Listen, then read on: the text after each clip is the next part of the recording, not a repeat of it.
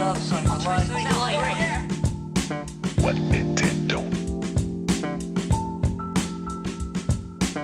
Hey, you got chocolate on my peanut butter. You got peanut butter on my chocolate. Where's the beat? Grab a stick of juicy fruit. The taste is gonna move ya. This is your brain on FFOP Radio. Any questions?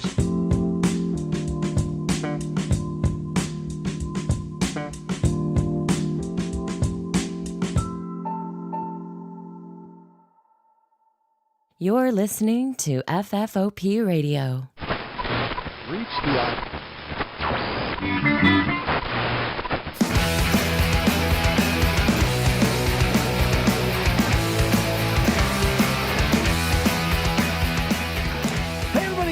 welcome to the show. My name, it's Deathbed Dave, by the way. I'm your new host, the host for Halloween, at least for this episode. Again, Deathbed Dave. Welcome to FFOP Radio. I've got a classic bunch of commercials for you tonight. We'll get into that in a second.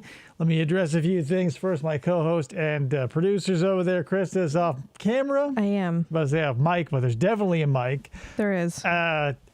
So, also, FDO, I may have lost it. I could swear every time you send me a track, I put it in a folder, but I'm going to have to look again.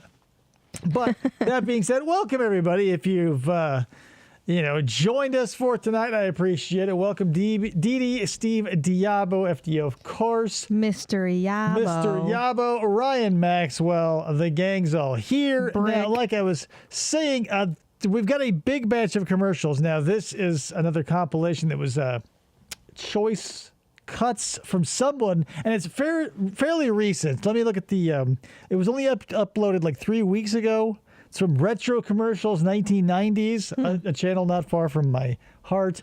I was watching them on that TV over there. You can't see what I'm talking about, so don't worry about that. I can.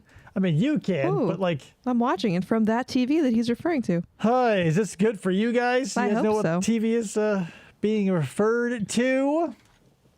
Here we go. Woo! Doink.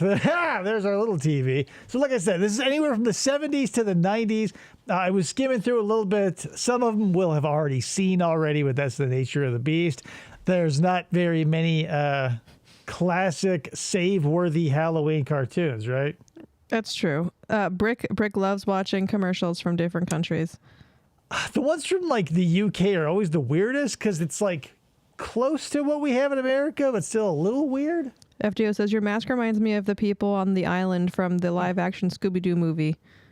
Oh, yeah, maybe a little bit. It feels a little like, the more I look at it, it feels like Skeletor from classic Canon Pictures, Masters of the Universe. I'm going to take it off soon because I cannot drink with it on. Oh, yeah. So that's kind of a problem. But I'll wear it. I made myself a promise. I said I'd wear it as long as it wasn't annoying and as long as I could drink with it. It's both and neither at the same time. So that being said, let me make this up on the big screen here. And oh, man, before I do that, because I didn't yet, and I don't want to look like a fool, sometimes the sound screws up, and I'm going to fix that right now while you guys watch live on TV. You guys can still call this TV, right? Somebody must be watching this on their television set. Okay. Now, let's... MS...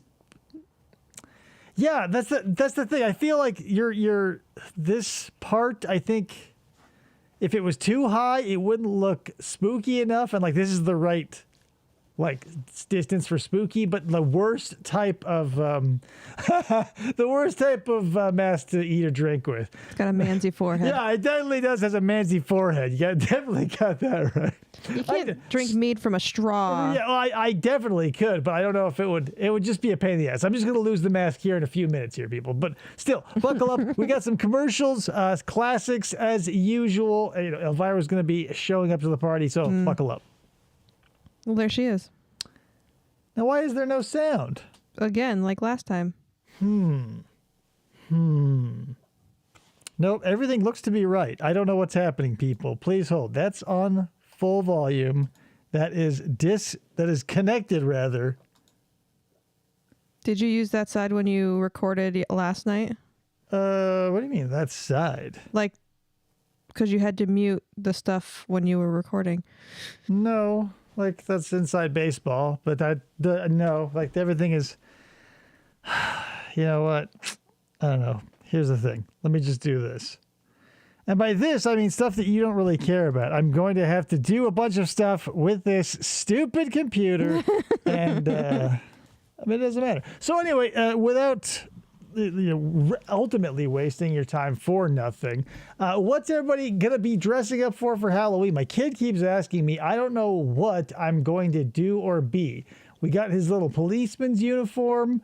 It's adorable. It has a police car like that he run like it's part of the costume. Yeah, it's cute. Vampire Ladio. Yes, Vamp Ladio. He wants me to vamp while you're doing vamp. stuff. I thought you were going to be a vampire. Yeah, vamp. I can't do that. Like I think because I've got all the Casey Jones stuff, but now I've cut my hair, and that's off the table, like believable wise. So what I might do is just like, I don't know, phone it in, be something classic like the aforementioned vamp. I might go ahead and just be a vampire or something. Well, because we're not going to like a Halloween party this year or anything, so it's just like we'd be dressing up to take Elliot trick or treating. Yeah, but that's the thing. I still want to be out there in something, so maybe I'll just be, nobody around here is going to be getting themselves into a costume, so I'm not super worried about like being shown up. Okay. FDO is being Shrek. They're being Shrek and Fiona. Tom Yabo says, I'm going to be dressing up as a guy who came over to his friend's house to help him pack to move, but ended up just reading his comic books. Right, and that costume usually comes with like free pizza. Brick says, Halloween isn't that big here. Still get trick-or-treaters in some areas. Yeah, that's the thing.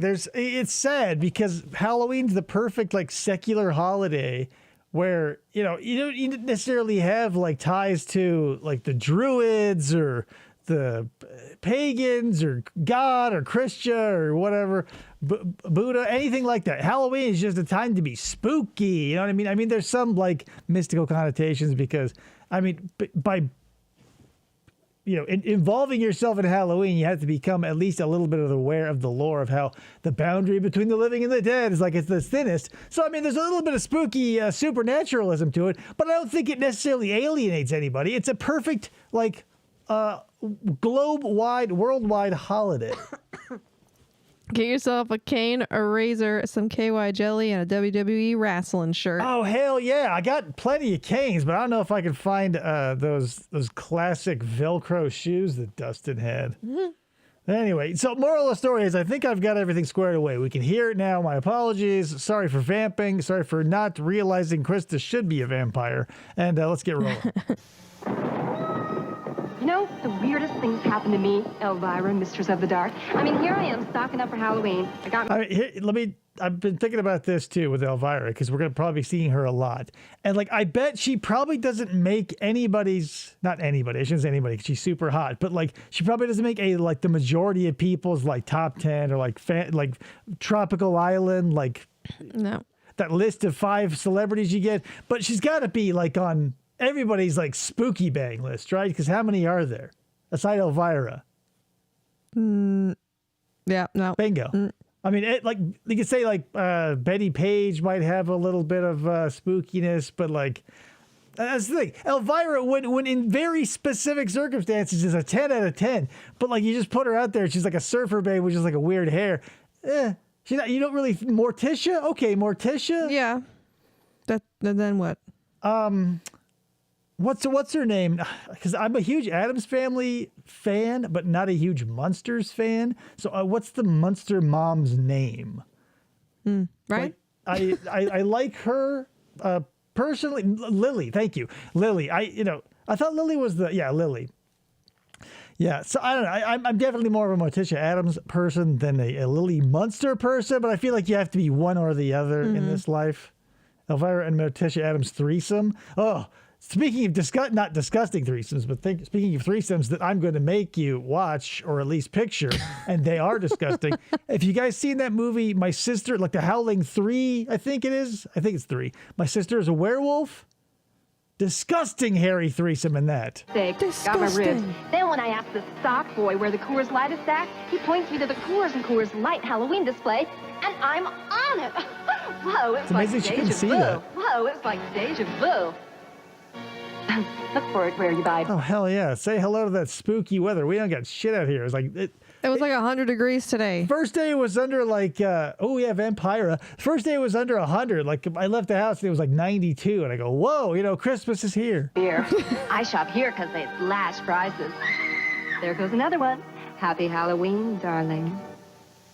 I don't know. I don't, like, face-wise, I don't think she's hot. I think it's just the boobs in her body. Like, her face, I don't think is... Like, I think Morticia is a lot prettier than Elvira, personally. But I'm a girl. But that's the thing. Like, girls can...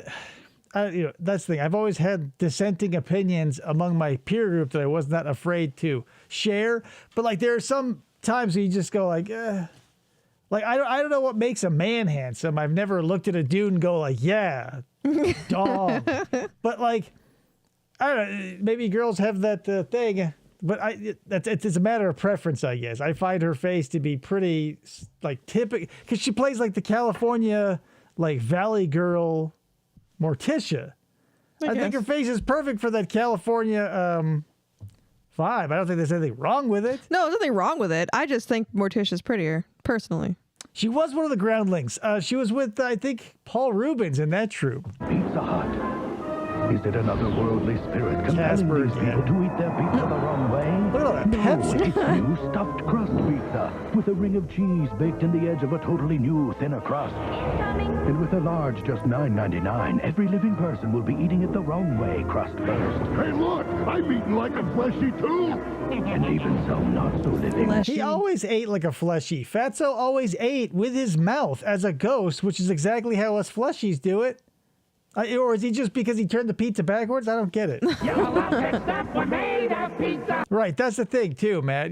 That's an element that always, it's compelling to everybody. I feel like anyone who has like a slight trashy nature to them makes you sort of intrigued because you want to go like, is that just like impressions I'm getting, or is like something going on there? Like anytime I met a girl and she was wearing like that cheap shitty pear and cucumber melon or whatever, anything that came out of a basket at a Walmart, Calgon, take me away. I would go like, oh man, that's so, I don't know why, but like there is something appealing about, and I don't even know if I would call it low class, but trashy is a nice way to put it, because it descends like income scale. Like you can be a trashy rich person or a trashy poor person. That's whatever true. that quality is, I agree with you and I like it.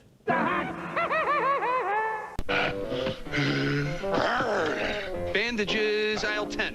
This Halloween, you'll notice some new faces at CVS Pharmacy. Pain reliever, aisle 12. But don't worry, they're as cuddly as can be. You'll only find these Halloween beanbag collectibles at CVS. We've even got the classic films that inspired them.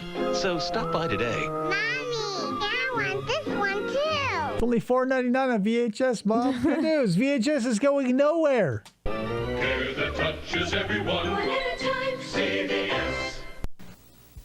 Why does he look lost? He does, like, You he know was what looking for kids something love? earlier. Monsters. I'm Gorgonzola, one of the new monster vitamins. We come in a haunted house, 7 of us. I'm Screaming Mimi. I'm Squeaky. I'm the blob. We're delicious. Mom, we think children should get vitamins by eating right. This feels so 70s because, like, everything made by adults for children was really off-putting. Like, it started aesthetically, like, for at least for most people, I imagine, would be like the HR Puffin stuff and like the acid trip shit. And then, like, but before, now 20% less fentanyl, says Salmon. But you'd be tripping balls if you, like, but that's the thing. Like, in the 70s, there wasn't, they knew that kids were, like, where the money was. But nobody gave a fuck to make things that appealed to them. Yeah. Like from the 70s to the 90s, early 90s at least, they were producing nothing but characters that were unappealing and children's movies that were utterly scarring. That's true. And here we are with these like broke dick, like F grade Looney Tunes characters trying to sell a multivitamin. When P.S. the Flintstones would just come along and knock everybody's dick in the dirt in a few short years. You don't. Monsters can help. Great New edibles Monster Vitamins and Monster Vitamins with iron. Look for the haunted house Iron in your or no favorite iron, store. it's up to you guys. You're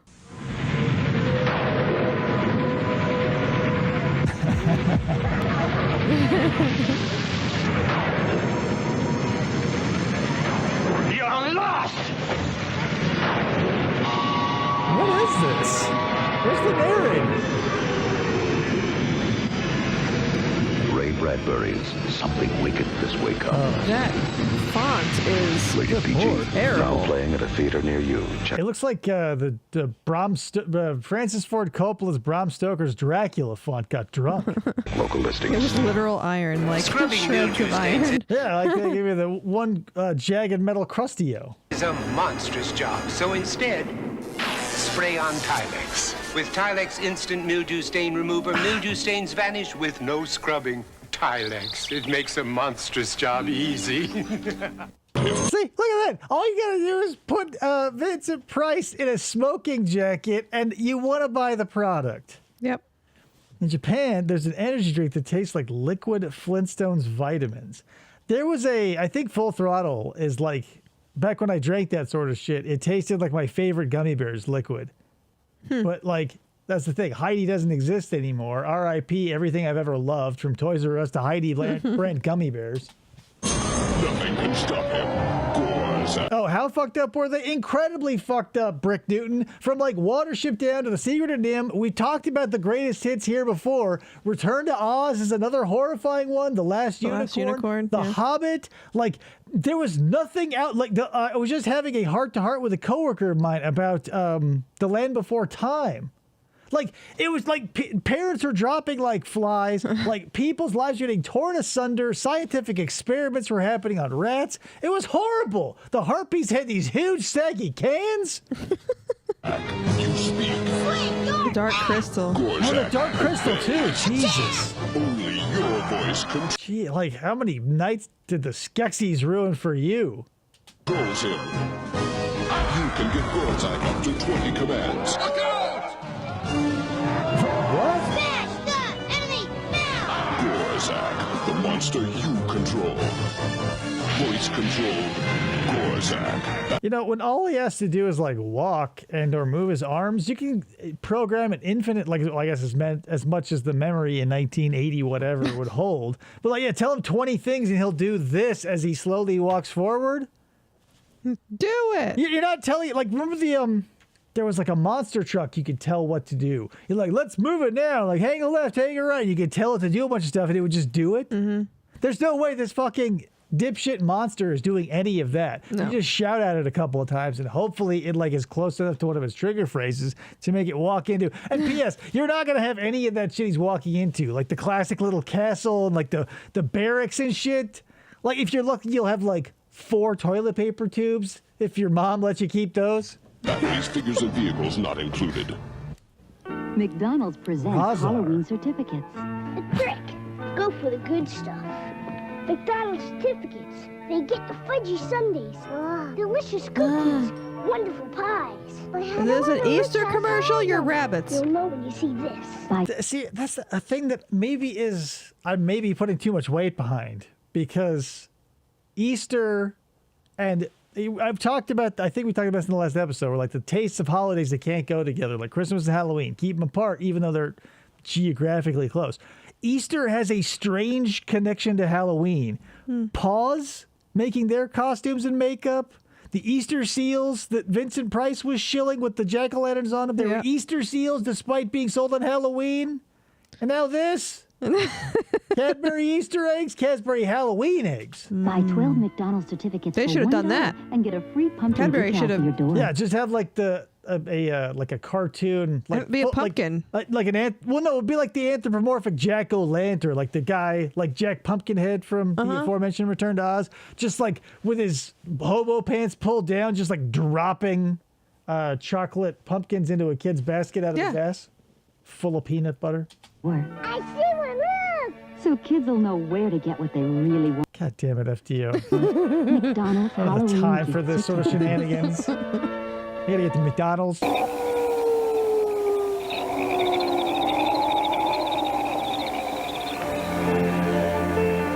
Okay, so to address the thing that Ryan is saying there, where Land Before Time was originally going to have almost no dialogue, I kind of get that because with like dinosaur or at least prehistoric movies, you can kind of get away with that, but like I don't think that would have, you know, whatever. To talk about how the attention span of kids have rotted away to nothing. Like I was a kid once, and if I had to sit through a movie with like no dialogue, I would because I was a weirdo, but I don't think any of my friends would have sat through that shit. Probably not.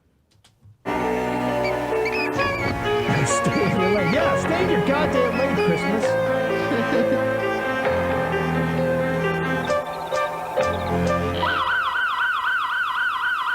The Schlegg security system. It won't cost you an arm and a neck.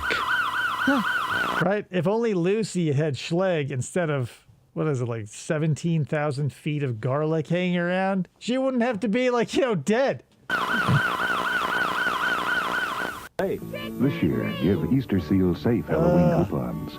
The coupons are easily redeemable for free treats at many so local easy. businesses. Treat our kids with care. Oh my God.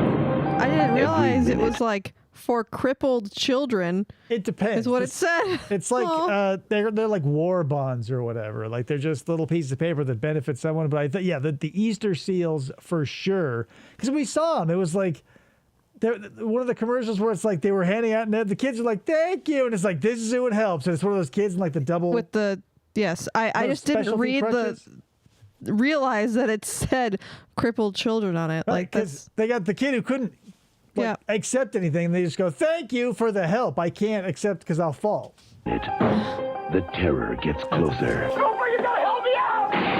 Every second, the tension gets deadlier. It's all right, don't shoot, don't shoot!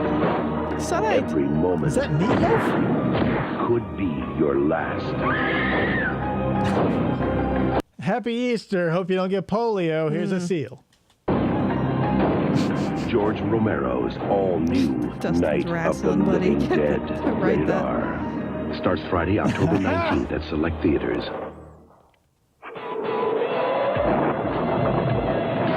Guess what? You're invited to the Halloween party of the year. Miller Lite, big Halloween haunt. Right, big man. 160 very lucky people will be flown to Universal Studios Hollywood. I miss products like throwing adult parties.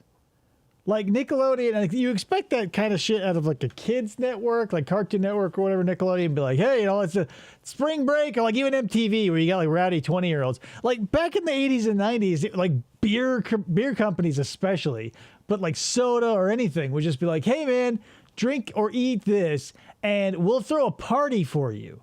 Yeah, a party, like something as vague, like just showing up with like a giant sub, you know, but. I miss that shit because like we're all so fractured now. There are so many streaming services and like with YouTube and like the free stuff and like the paid stuff with Netflix and beyond. How would you get enough people to like at the end of the day even get together for a party? Right. Brick says, I worked in a department store, and as soon as Halloween was over, it was the dreaded countdown to the Christmas shop opening up in the next department to me. Months of Christmas tunes. I'm surprised they haven't started Christmas music yet here. I can't either. The decorations are coming out. Yeah, they're here. Christmas trees are on display. I can smell the cinnamon. It fucking makes me sick because Halloween, you blink and it's gone now. Yeah. Like it's not doing like I hoped it would do, where it would like live throughout October and like you would get to have to fight and pick over all the stuff because all the stuff is so good. Like since the high tide lifts off shift, maybe the market is saturated and they can just go ahead and be like, well, you know, it is 10:30 p.m. October 1st. Let's start slashing prices. Yeah. How dare you, Steve Yabo? What happened to Deathbed Dave? When did FFOP Radio get here? I got a drink. Like that's the, I can't. I poured this shit and I'm not gonna let it sit here and just die. Find this special can. Right, fall is cinnamon, but Halloween is not.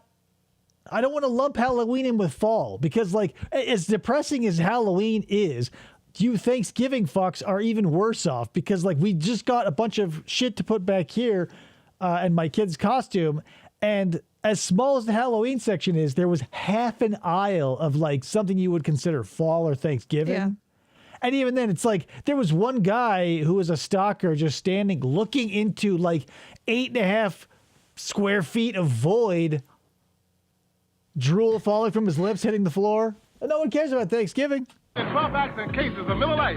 It's your invitation to go. Oh, it's 45,000 on the prize. Details from a Miller Lite. It's gold. Man, it's going to be a scream. I miss those haircuts, P.S. Do it! No! Do it! Never! And I will! No! Ah! No! Ah!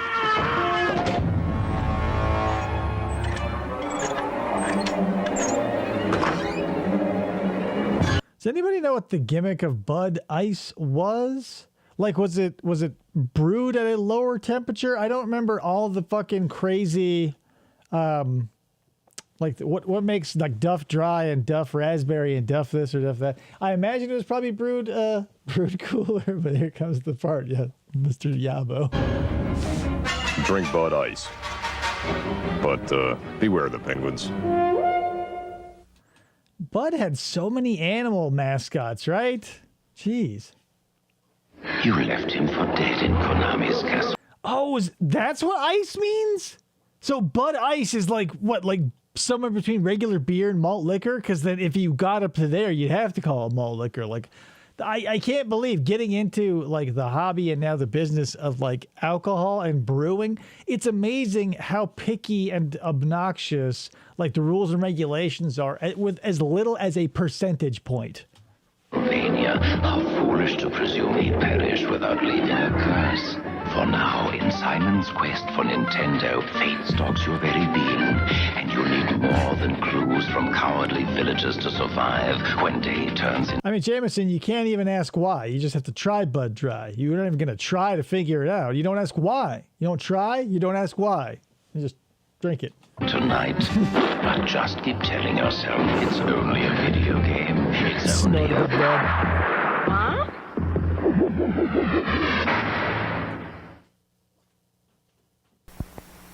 Don't be scared. I'm the super sweet monster with the super sweet new cereal, Count Chocula. Biffle, here's the super sweet new cereal, Frankenberry. But quickly to like but to address this concept I was talking about earlier with Elvira, like Elvira probably isn't anybody's on anybody's like top 10 mascots list or anything like that. But the lineage of these people is insane. Like, as I'm watching this with Count Chocula and Frankenberry, like, they've probably existed unchanged for 70 years now. I don't know if you can say that about any other cereal. Cookie Crisp, all their characters have come and gone. Maybe the Trix Rabbit, but, like, they've all either gone away or they're shells of their former selves. These Halloween ones, since they're holiday themed, maybe they just aren't looked at. Because obviously I didn't realize that all of these Halloween themed things seem to stay in a bubble. And maybe it's because since Halloween only is like one day of the year, they age 364 days slower. Possible? Look that up. Brick says, true story. Here in New Zealand, packet of candy that was shipped from Asia and contained pure meth somehow got donated to a food bank, and they gave them away to families, and some kids got real sick. Oh, my God. It's like that SVU with that lady's baby formula was pure cocaine. It's insane, guys. Rod's wife just brought home some Frankenberry cereal for their kids. I know, that's one of those things where you don't realize it exists because, like, if you're not in the market for a child's cereal, you just won't realize it's there. But every once in a while, like Count Chocula or one of those goth girl cereals, whatever her fucking name is, the zombie girl, or Boo Berry or Frankenberry will show up on a shelf or an end cap somewhere, and I go, oh, damn. Much like Elvira, these things are pillars of our holiday community.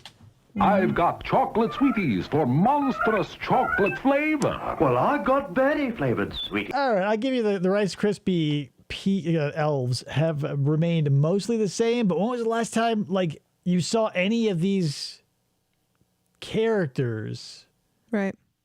Not. Yeah. Where do people watch commercials nowadays? Who's gonna do this in 20 years, and what will they be watching? Sweeties for monster strawberry flavor. Count Chocula. Yeah, there we go. Hi.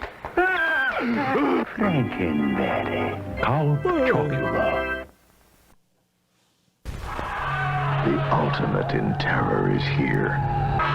Phantasm. That shit is scary, guys. Rice bubbles? What? If this one doesn't scare you, you're already dead. I didn't know shit about Phantasm, but sometimes I would just get left places in family members' houses, not just on street corners or things where I had unfettered access or unsupervised access to cable, and I stumbled upon the last 3/4 to a half of the first Phantasm movie. I really did myself a mischief. I'm a pussy when it comes to scary stuff. To this day, I talk a big talk and I love Halloween, but shit scares me still. And I remember exactly how hard each thing I saw that scared me and where I was and when it happened. The first time I saw Dawn of the Dead, that was a horrible, scarring experience that I now can kind of look back with the benefit of hindsight with a little bit of relish, but what? Why were my cousins showing me this stuff? I was barely double-digit age. Shit was crazy, but Phantasm was one of those ones that was now as an adult, I go, yeah, fucking awesome. And even as a kid, I was like, this is great, which is why I couldn't turn away and horrified myself inside out. Yeah, Angus Scrimm fucking nails it. Phantasm, rated R. Bryce Bubbles. The costume is the most important thing. Scary will get you points with your friends, but cute. I was also when Ghostbusters 2 came out and I was watching it, I was a little scared too, because it was, Ghostbusters is one of those things where it's one of those maybe Gremlins or other similar holiday or whatever ghost or supernatural dark comedies. Nuance is lost on a child, and how in the first Gremlins movie, Phoebe Cates tells that story about her dad dressing up as Santa and getting stuck in the chimney and dying, and that's probably one of the dark jokes, because in the second one she tells a similar story about President's Day or some shit. It's just god damn, man. I didn't know, and I was scared. Cute gets the goods. Target has everything for Halloween experts, from bags of Mars fun-size candy bars to these Disney Halloween videos for just $9.99 each. I've been working in this neighborhood for 3 years now.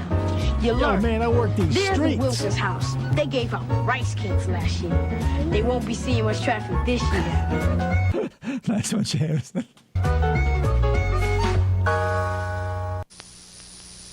October is a great month for parties. But don't run out of stuff. That dude's dressed like Reptar.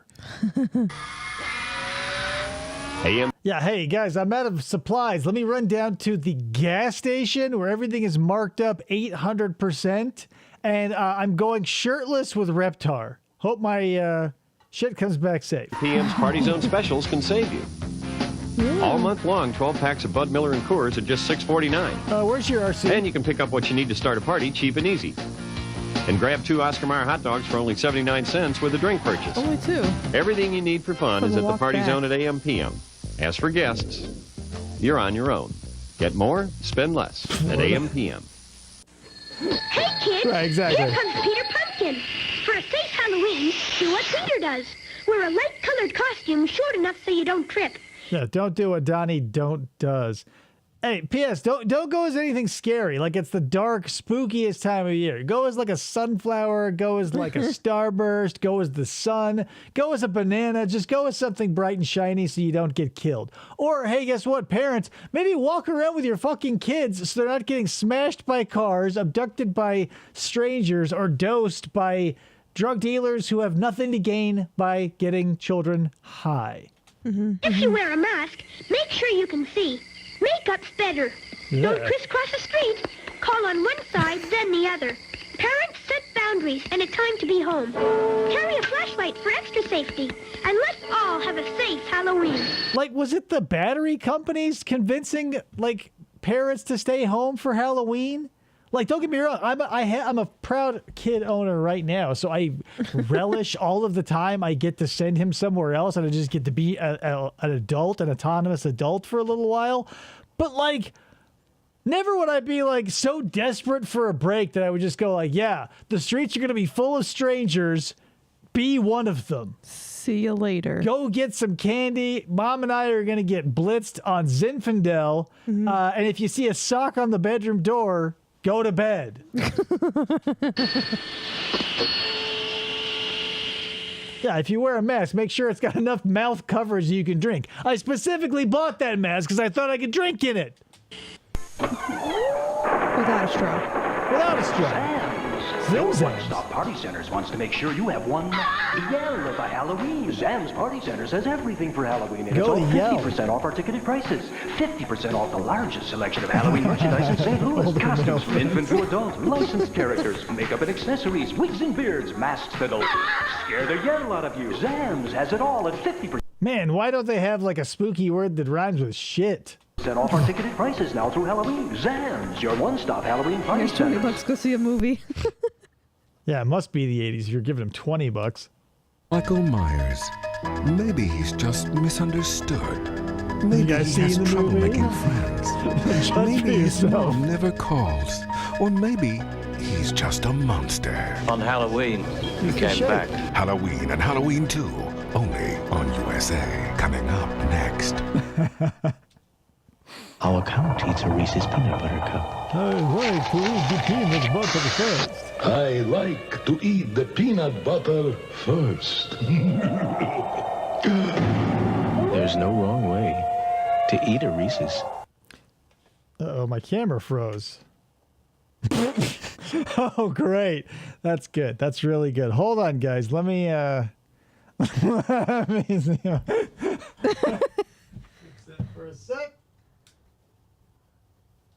That was bizarre. Now I'm not going to remember the point I wanted to make. Were you going to point out how was he going to suck out the peanut butter with the fang marks?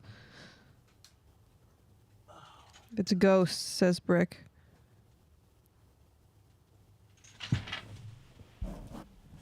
Oh, man. You got to be kidding me because it's still frozen. Let me see if I can fix this. Hold on. Please hold. There we go. Holy crap. Now it's out of focus. This is great. Everything's going great tonight, guys. I screwed up the beginning. I screwed up this part. It's going good. Okay, hold on. So let me do this. So here's the thing I was going to say.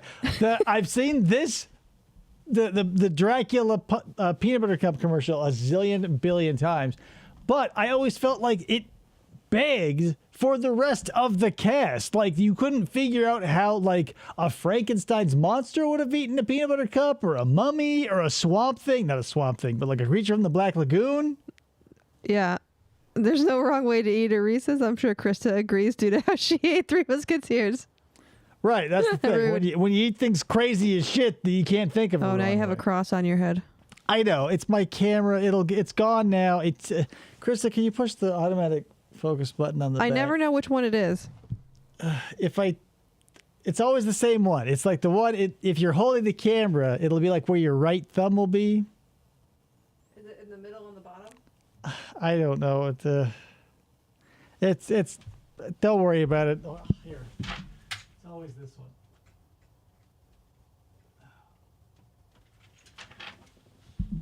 Yep, and every time I go back, it won't fit. Did you see the button I pushed? I need you to push it again. It's in the middle of the thing. And here's the thing, guys. Now that the cross is going to be on my head because of all this, let's just keep watching the commercials. Some mornings there's a little monster in all of us. Morning, Fred. Got a guy looking to put a And speed until hole that in my first cup forehead. of coffee, we can all be pretty beastly. Good morning, Fred. That's when your 7-Eleven store can be a lifesaver. Scary stream. Good morning, Fred. With a good cup of fresh brewed hot coffee to perk up your morning. and coffee brings out the best. Out the beast in you. Have a coffee, Frank.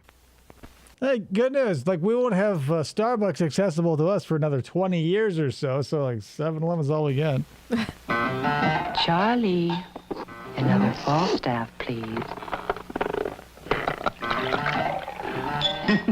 So you can rip off literally everything that is the Addams Family as long as you call Thing Charlie. Check. Ding.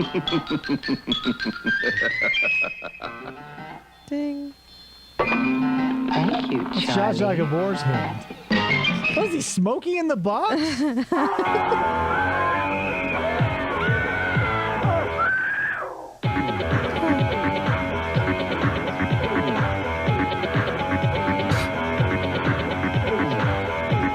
Kick Nosferatu's ass in Super Ghouls and Ghosts.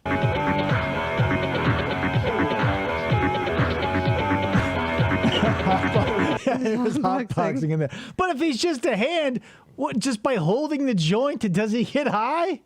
It's just a hand.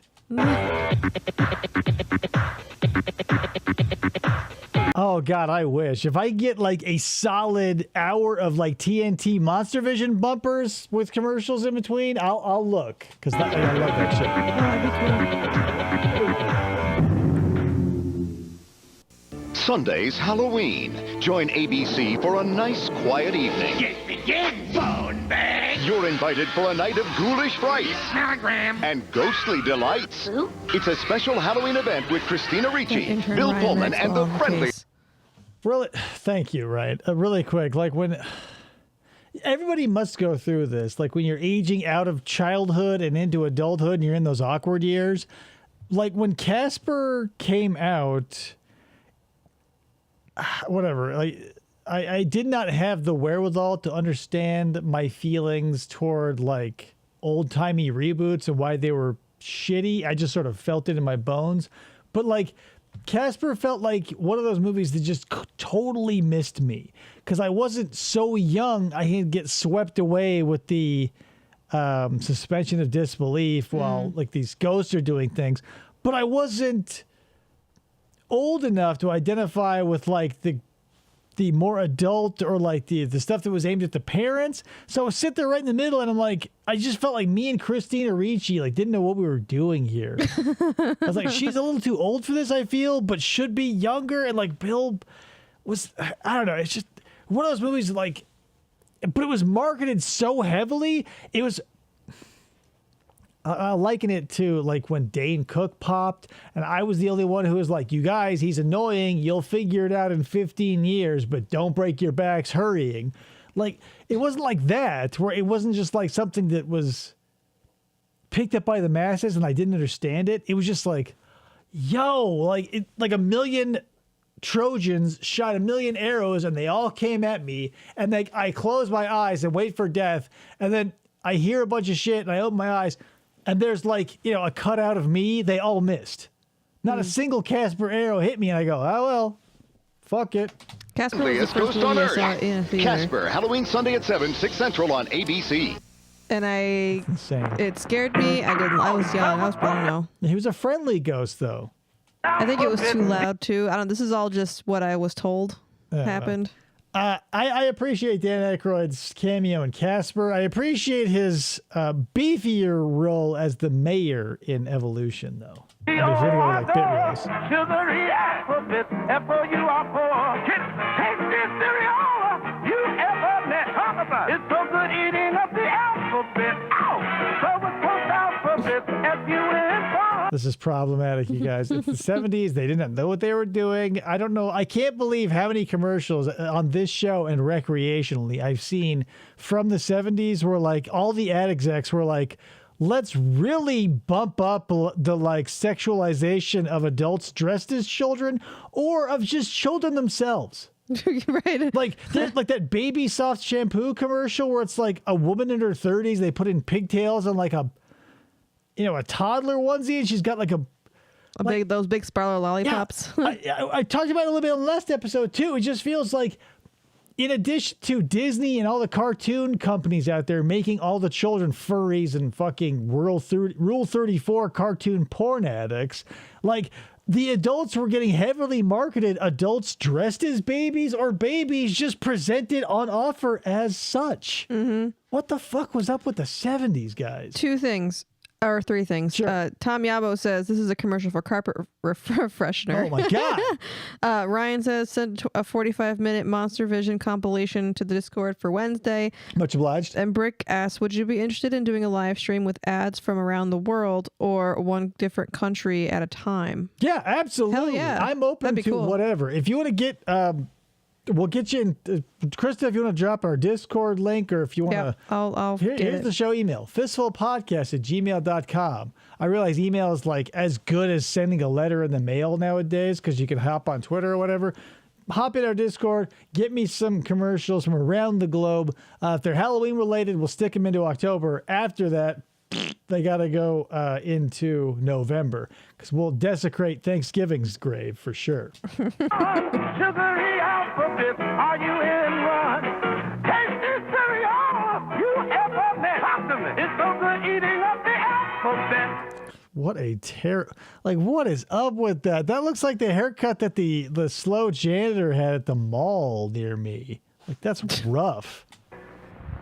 Halloween at Comedy Central. Cute, harmless fun for the kiddies. Yeah, right.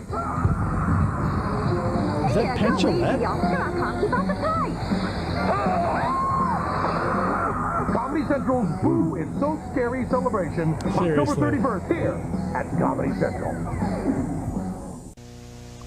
What's new, cool stuff? My new invention, Wendy, the Colossal Kids Meal Perfect Packer. Look at it go! Then I can make it go faster!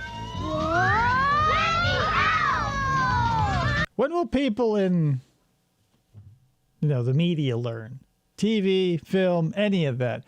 If you make a machine, do yourself the service of not programming, because like the Looney Tunes started this and it somehow leaked into reality. Like, how for instance, when Wile E. Coyote Super Genius is going up against Bugs Bunny, right? And he gets that like flying saucer thing, and it can either go to like chicken or rabbit or whatever. And all Bugs has to do is write Coyote and flick the switch over there and it automatically knows. Why did I start telling this story? I don't know. I was so wrapped up in, God damn it. Sorry, guys. Oh, unnecessarily dangerous machines. Oh. Right. God damn it. Sorry. But like there's a James Bond, like one of the Sean Connery, it was either Thunderball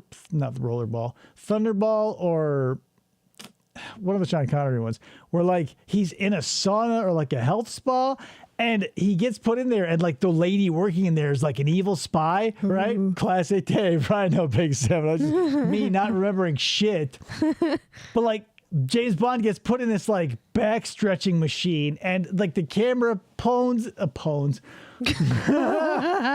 camera, looks, follows the lady's hand as she like goes to the lever that goes from like 1 to whatever. And I shit you not, maybe I'm misremembering this, but it feels real to me. Like the last notch on that dial was a skull and crossbones. Oh. And if you're in a health spa, I think the last thing you should see on any, that would be like if, all the Spinal Tap amps went up from past 11 to skull and crossbones. Sticking around late stuff? Now inside each Wendy's Kids meal, one of Play-Doh's finger puppets. You can make them use... I don't know when Comedy Central was at its peak. MST3K and South Park never overlapped. Those are probably relatively... I don't know how you would consider that as a metric. I feel like... Interesting question. I don't have time for it right now, FDO, but interesting. Self and watch them glow in the dark. I had this shit, dogs. I thought this was stupid. I fucking had the finger puppet molds, had the Play-Doh. I thought, who in their fucking right mind is going to walk around with Play-Doh? Like, give up essentially an entire hand. Are you kidding me? Play-Doh Halloween Fingles. You can collect all 6 at... If it's a pirate spa, then it should all, like, what it should be is instead of 1 through 10, it should be a very small skull and crossbones to a very big skull and crossbones. Wendy's. What What if one used it as a seasoning in cooking? Cocaine. One has 13 seasonings in it. 13! A1 adds enormous flavor. Shake some in the stew, Igor. Stew! Shake some on the meatballs, Beverly. You can use it to season salads, fish, and... That's her nickname, Meatballs Beverly. Now, A1 is for sauce that's a seasoning. 13 seasonings. Experiment with it. I fucking love, like, that's... I don't know, we'll probably never have such a thing again, like, rather, right? Like, just someone who... Like, you didn't even have to... Like, we saw it fail with dips. Like... That's a fucking terrible commercial because they don't have anyone to bring spooky credibility save for like a fat kid in some Dracula face paint. Like Polaroid doesn't have to do shit to their package, but all they have to do is put Vincent Price in a smoking jacket and he'll go, "Isn't that scary? Buy Polaroid." And I go, "Yes."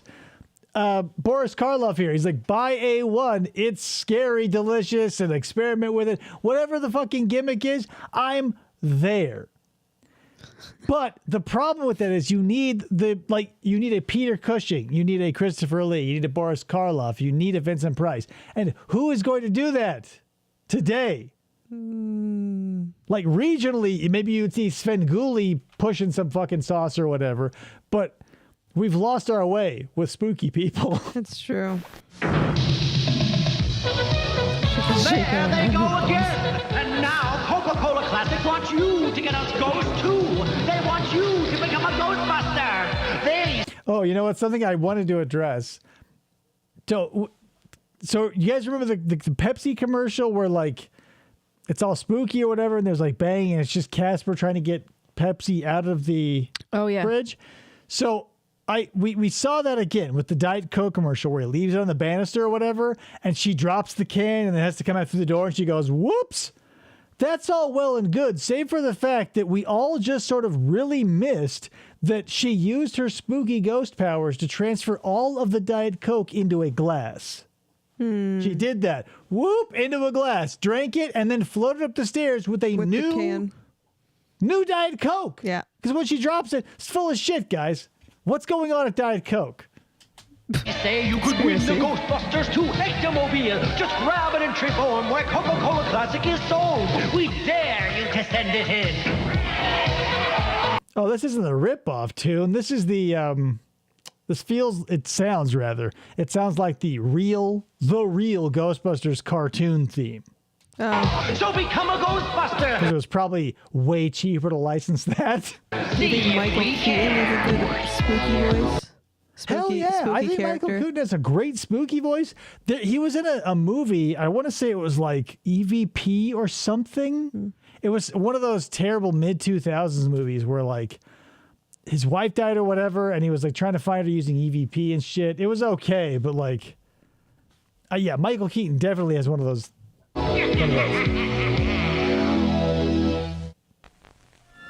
The kids of Elm Street don't know it yet, but something is coming to get them. There's something out there, isn't there? That's true.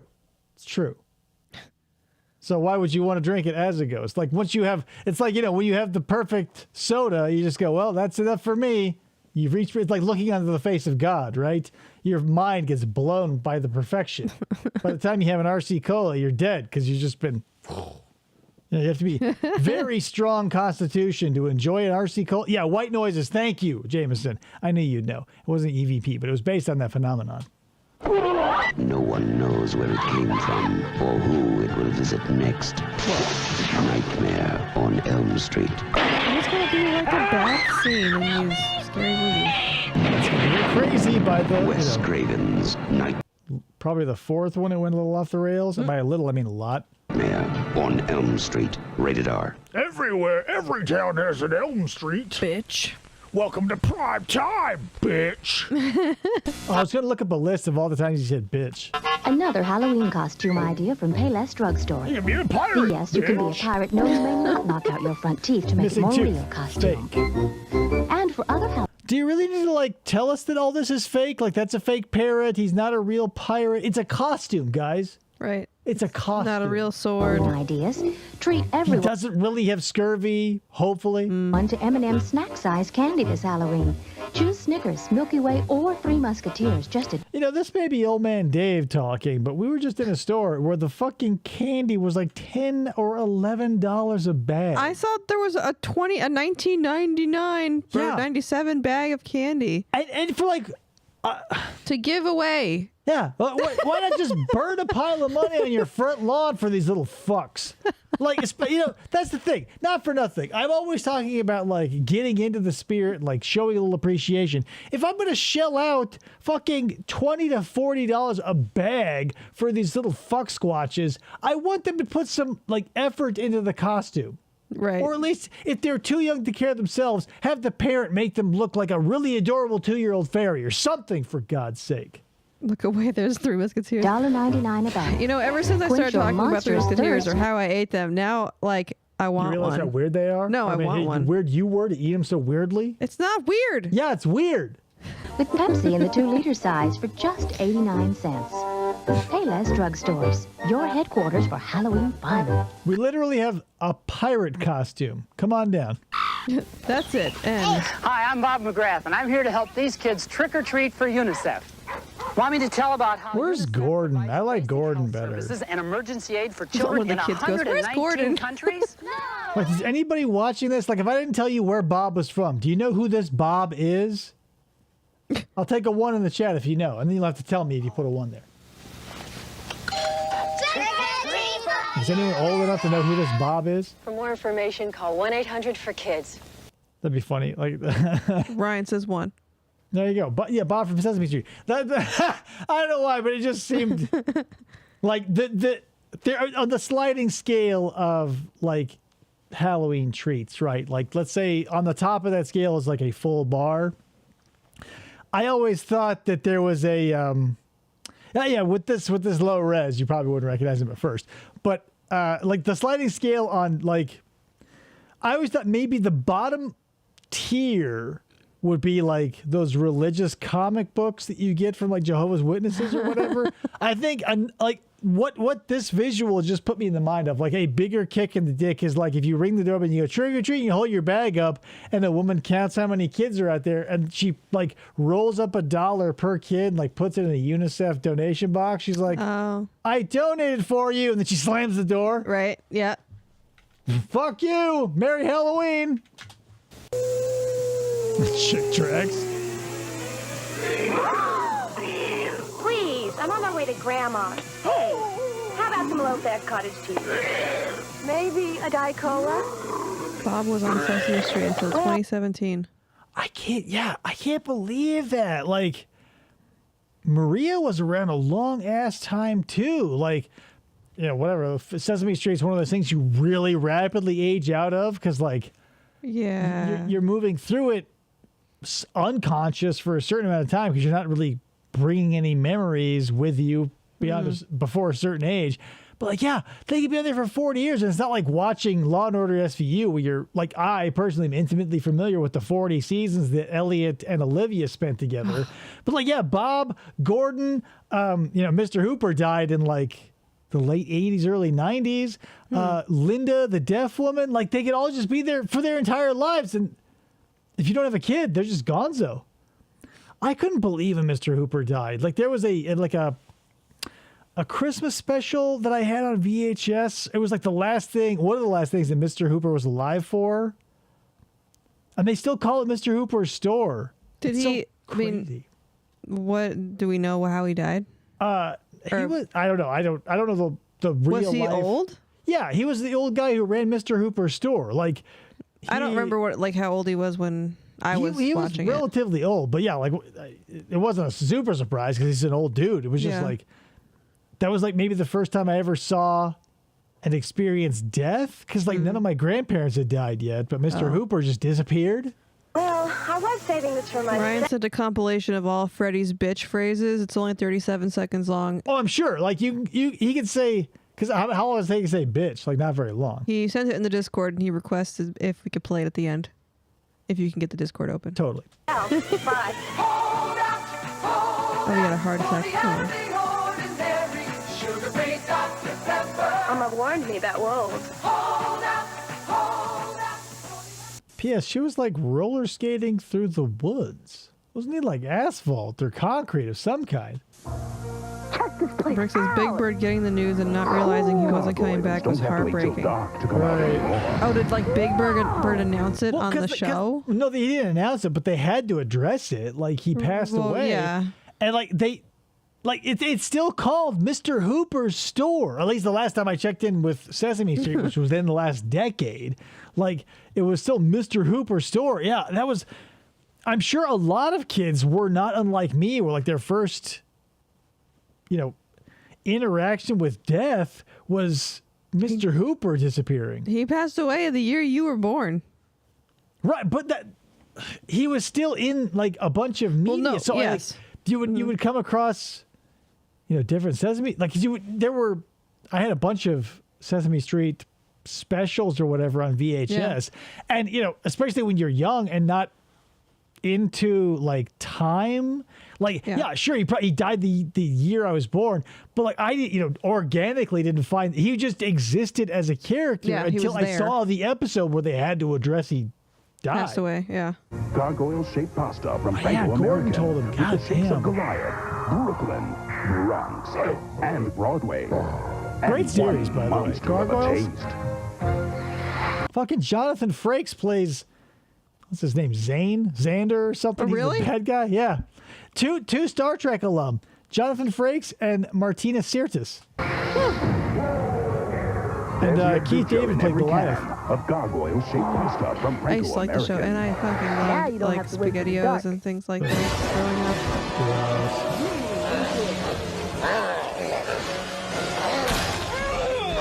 I mean, not for nothing, but you guys would be legitimately surprised at how little times Frankenstein's monster actually spent with Dracula. But like they were always hanging out in commercials and shit. It didn't happen very often, you guys. Nasty weather got the little monsters uptight. Make it a blockbuster night. Blockbuster has something for everyone. Blockbuster. Even the fussiest little beasts settle down to enjoy Blockbuster. I just love a family night. A couple of things about this commercial I love. The Halloween of it all, I love. The black and white of it, I love. But this is something I do in my modern day, like, photography. So you drop the color out of everything except for, like, a single item or picture or something. Like, it's so striking to me. And, like, here, it's on full display. Like, I've got a picture of, like, this artist who was at this little market who was painting something, and I dropped all the color out, made it all monochrome except for his palette, which had been used for God knows how many years because it was just covered in stuff. And it's so striking to see that. Like, you don't see that nowadays. Everything is shot so even and flat and gross. Like, nothing pops like this. Like, this, you can still consider this an art, even though the filmmaking is just ending up in a Blockbuster commercial. Yeah. Yeah, like the Sergeant Schindler's List. Anytime you have like monochrome with like black, or not black, monochrome with like red always strikes, but any color will work. I've used it a million times, and it's always like the most commented of my pieces. Yeah, we like, did. Oh, whoa, how's that? How'd you do that? We did a photo shoot a few years back, and he edited a picture of me. I was holding like flowers, and all the color was dropped out of me and everything but the flowers. I think there were roses in it or something. And it was red. It looks very like... Yeah, same with Sin City. That it's so fucking striking. It's such like... And it doesn't take much. It doesn't like... You don't need to be like super... it's something that appeals to everybody regardless of your exposure to art because it just sort of speaks to you on that visceral level. Mm-hmm. Make it a blockbuster night. But yeah, Sin City did it great too. So, who says only guys can be heroes? My goofy older brother, that's who. I say, what about Florence Nightingale? Or that Queen Elizabeth person we read about in class? And definitely not the person I'm dressing up as. I'll say that for what? They were heroes, just like Queen Amidala. What did she do, you guys? I didn't watch any of the Star Wars movies. What's up with that shit? Are they good? Here she comes. She's gonna get Are you asking if Star Wars is good in general? I mean, in general, you guys like Star Wars? It feels like every time Star Wars comes up, people are like, Type of 1 in the chat if you like Star Wars. If you know what Star Wars is. Type of 2 in the chat if you'd rather all Star Wars kids Star costumes Trek. are on sale. Episode 4 through That's one of 6 is Dracula. good. He's losing his monster power. So is Frankenstein. Quick, into the Monsterizer. You can activate the Monsterizer, batteries not included, and imagine you're restoring monster power to Frankenstein. If I'm using my imagination, what are the batteries for? You're sold separately. You crank him into the chamber. It closes automatically. You guys ever crank your monster on a Saturday night? Activate the Monsterizer. Do you like? Okay, you don't like Star Wars. We don't either. But do you like Star Trek, Ryan? You have to be you're either a Trekkie or a Warsy. What do the Wars people call themselves? Because Trekkies have Trekkies and Trekkers. Star Wars people have like what?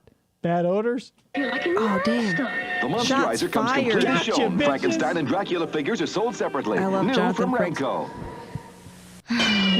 You don't really know much. Star Trek is awesome. And P.S. It's hard to say that too. Star Trek. I think Star Trek TNG is amazing. And then Voyager. It'll depend because a lot of people are like diehard DS9 fans and like, meh. You know.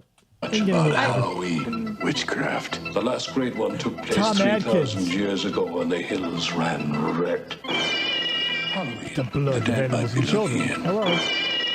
Stop it! The world's going to change tonight. Yeah, he makes one phone call. He's like, stop the commercial. And everybody across the country is like, okay. Doctor, happy Halloween. Halloween 3. Season of the Witch. We The haven't night really watched no one Picard. comes home. Rated R. I feel like we've talked about it before. I don't want to get into Picard. Like, from what I can't. Now playing at a theater near you.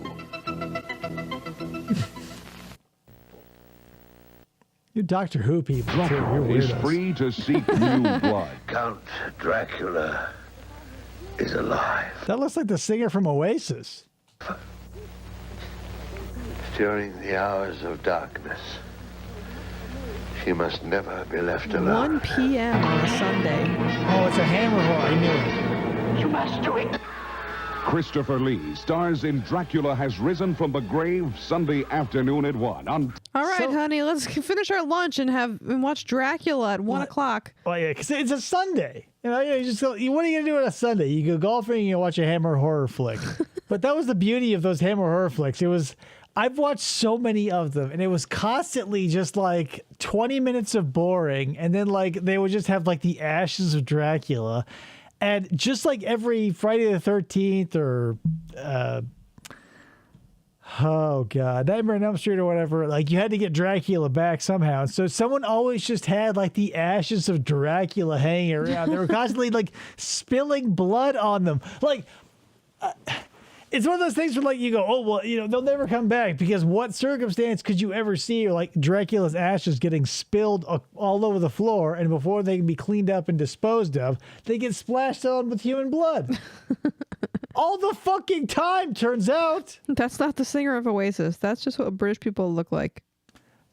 Yeah, in the 60s, everybody looked like that, and then it happened again in the 90s. Is 27, your movie station. Hello? Now you see me. No, you don't. Who's there?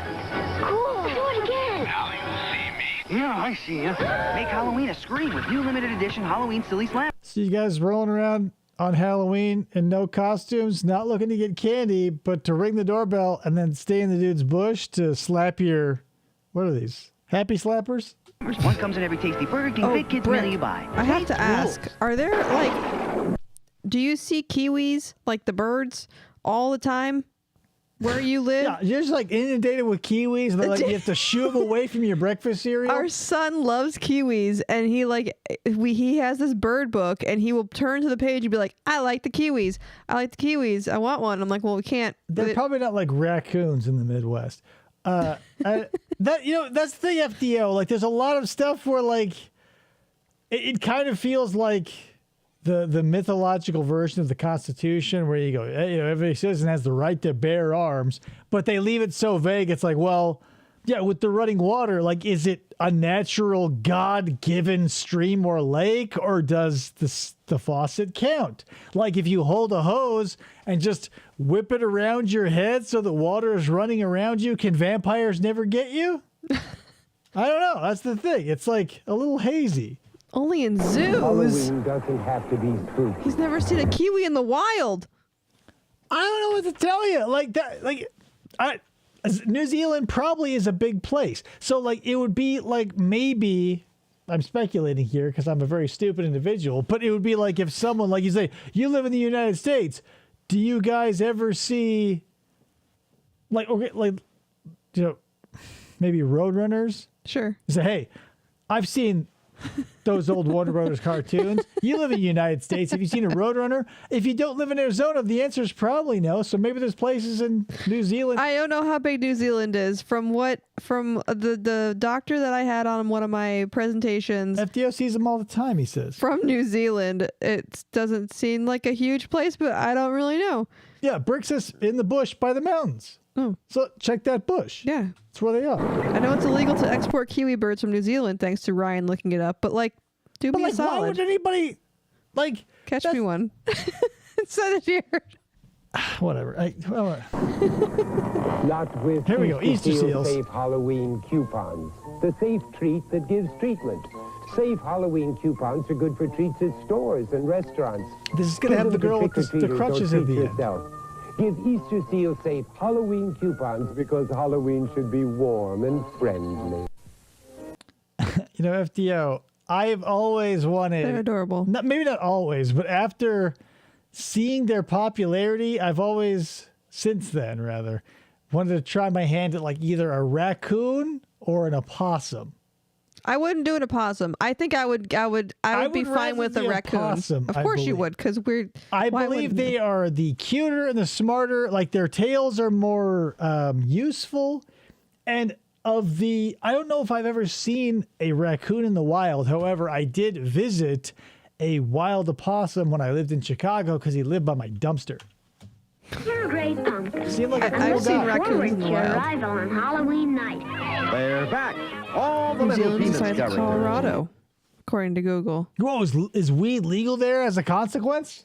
In a happy Halloween special filled with ghosty.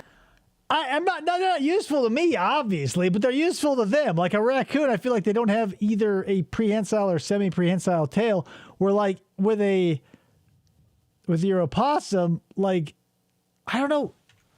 I don't want to stop the Halloween-related show and talk about raccoons and opossums, but it just feels like every time I see somebody who owns like a domesticated raccoon, it's morbidly obese because people just feed it people food. Unwittingly or unintentionally cruel to their animals and give them hyper obesity.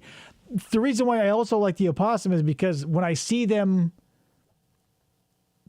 in a domesticated type situation, they're not morbidly obese, right? Because like I feel like people get caught up in the random lull humor of having a raccoon that they just give it everything until it's just.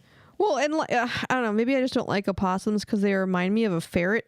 Like, I don't like ferrets. I would love a mini cow. They remind me more of a rat because of that tail. Sure, the tail, but like their body reminds me of a ferret, and then there's the tail, so it's like a ferret rat. Squirrels are okay too. I had a girlfriend who had, like, her brother had a pet squirrel. Dr. Girlfriend. Yeah, Dr. Girlfriend's brother had a pet squirrel, and I was like, ugh, I can't, like, take this experience with a grain of salt, but like his squirrel only liked him and would get like wildly defensive against the other members of the family should they enter his room. And I was like, I realize that's probably a pejorative statement, but I'll never get a squirrel. And ghoulies and things that go bump in the night. Things it's that go the Great bored in Pumpkin, the Charlie night. Brown. Monday at 8, 7 Central and Mountain. Are you So on by 8, you'll be asleep by 8:07. hungry? Hungry as a Hippo? gremlin? Oh. Here's gremlin cereal. Oh my god, gremlins even had their own cereal? Everything had cereal. They're shaped like Teddy Grahams. Pee Wee Herman joined with like, oh my god, was it Pedigree? I can't remember. There was a dog food company that made a children's cereal along with, and like it was like before the lol meme humor of the today. Like Paul Rubens like went to a dog food company to make a cereal. I feel like that's weird. Ryan probably knows what I'm talking about because he's a historian of these sort of weird things. But like, yeah, you got a dog food company to make a cereal. He's the hungry little gremlin. That's in honor. Kibbles and Bits cereal. My God, Brick, did your parents hate you? What a tasty way to satisfy a gremlin appetite. Gremlin cereal is part of this complete. I mean, why? Number one, Gizmo, is he a gremlin? No, I don't know. He's a Mogwai. Oh. So why put Gizmo on the box of Gremlins cereal? I've never seen Gremlins, so I don't know. That would be like if Post was like, hey, it's Short Dude cereal, and they put Shaq on the box instead of Muggsy Bogues. So, like, go ahead. That's it. Oh, so I never seen Gremlins, and in my lack of knowledge, I always thought that little cute guy just turned into a gremlin at night. Because I've never seen it, nor have I don't know anything about it. Billy Peltzer is a designer. He gets a Mogwai from a Chinese shop a la Simpsons Little Shop of Horrors with the evil Krusty doll. Okay. 2 things you can't do. Get them wet or feed them after midnight. Get them wet is easy. After midnight, what does that mean? When does the clock reset? He's not a gremlin. If you get a Mogwai wet, they reproduce via budding. And so he gets wet with a little paint water because Billy Peltzer is an artist. Pop, pop, pop, pop, pop. Bunch of little Mogwais pop out. Okay. They then all get fed after midnight. So it's getting them wet that makes them reproduce. Feeding them after midnight turns them into gremlins. Got it. All of that comes together, and that's how we get to the movie Spoiler Gremlins. alert. Breakfast. No, it's not a spoiler. That's like the basis of the movie. I'm saying FDO. Hey, I'm no numbskull, so call me at 1-900. 1-900, bone me ass silly. 909-2233, and you'll hear the funniest monster jokes like, what's a vampire's favorite sport? This neck is really long. Or the one about Casketball. You're going to spend $2 at least to get that. the ghoul who For some missed her reason, money. You'll Ralston also find made out how to get all the these- tie-in serials in the 80s. Ghostbusters, TMNT, Tiny Toons, and dozens of others. Yeah, I don't doubt it, because they all looked exactly alike. They must have just copy and pasted the fonts and stuff. Because, yeah, every... And I get it, because it's not like it's going to be a Cheerios. Like, it's not going to be a cereal that's evergreen, necessarily. Like your Gizmo, your Ninja Turtles, your Ghostbusters, your any of that has, like, a definite half-life. You want, like, a company that's, like Ralston. Like, they make dog food, so they don't give a fuck if, like, Ghostbusters cereal stops selling because they still got dog food. Yeah. 2-minute message, so ask your mom or dad if it's okay before you call. Homer Simpson donut 1-900. cereal. Here's what I want, the fucking Pop-Tart cereal.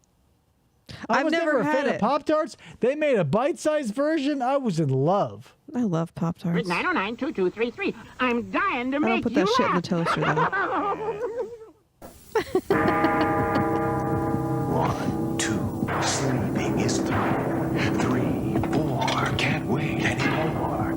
5, 6, I need a blood fix. You don't want to know how I used to eat Pop-Tart either. She would stick a straw into the middle and slurp all the filling out like Dracula. Too late. 9, 10. I'm dead again. Again. 10 hours. Literally. 10 hours of horror, Hammer horror vampire flicks. Yeah, he just kept coming back. Oh my gosh. So I'm far away relatively from the TV that I'm reading this on, and my eyesight probably need glasses. I read this as a 5 fuck bang fest, not 5 Same problem that the local company Clean Flicks ran into because you put the L in the I. Yeah. Because I don't know why they decided to make like a lowercase I and an upper, or rather a lowercase L and an uppercase I what it looked like, because there was no dot. Yep. Halloween night. Nobody plays like TNT. Introducing Chelada. Yes. Tostitos brand has a new...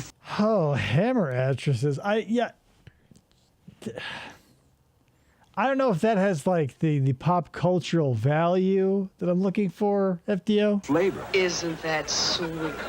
No, zesty. New chilaba. I thought you liked some. How did you know? I thought you like exciting Mexican seasonings on a crispy chip. We do think alike. Try 'em.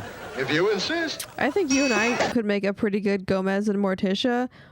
I don't know how well. I would have to stand in one place all night. I don't think I'd be able to walk in her dress. Well, she couldn't. That was the point of it. Yeah. Like the hole for her feet was like this big. Tiny. But this feels so. I don't know. This happened a lot. Like they just took clips from the Addams Family and he edited himself in with a bunch of like actors he shot from behind. This feels very like, you know, Mr. Burns trying to convince Bart that Homer and Marge and Lisa didn't love him anymore. New chilada flavor, peppers, spices, and a touch of sour cream. You like this new flavor, Fester? Little, what was that, Clamato and Budweiser on your chips. Very tasty. Well, hello.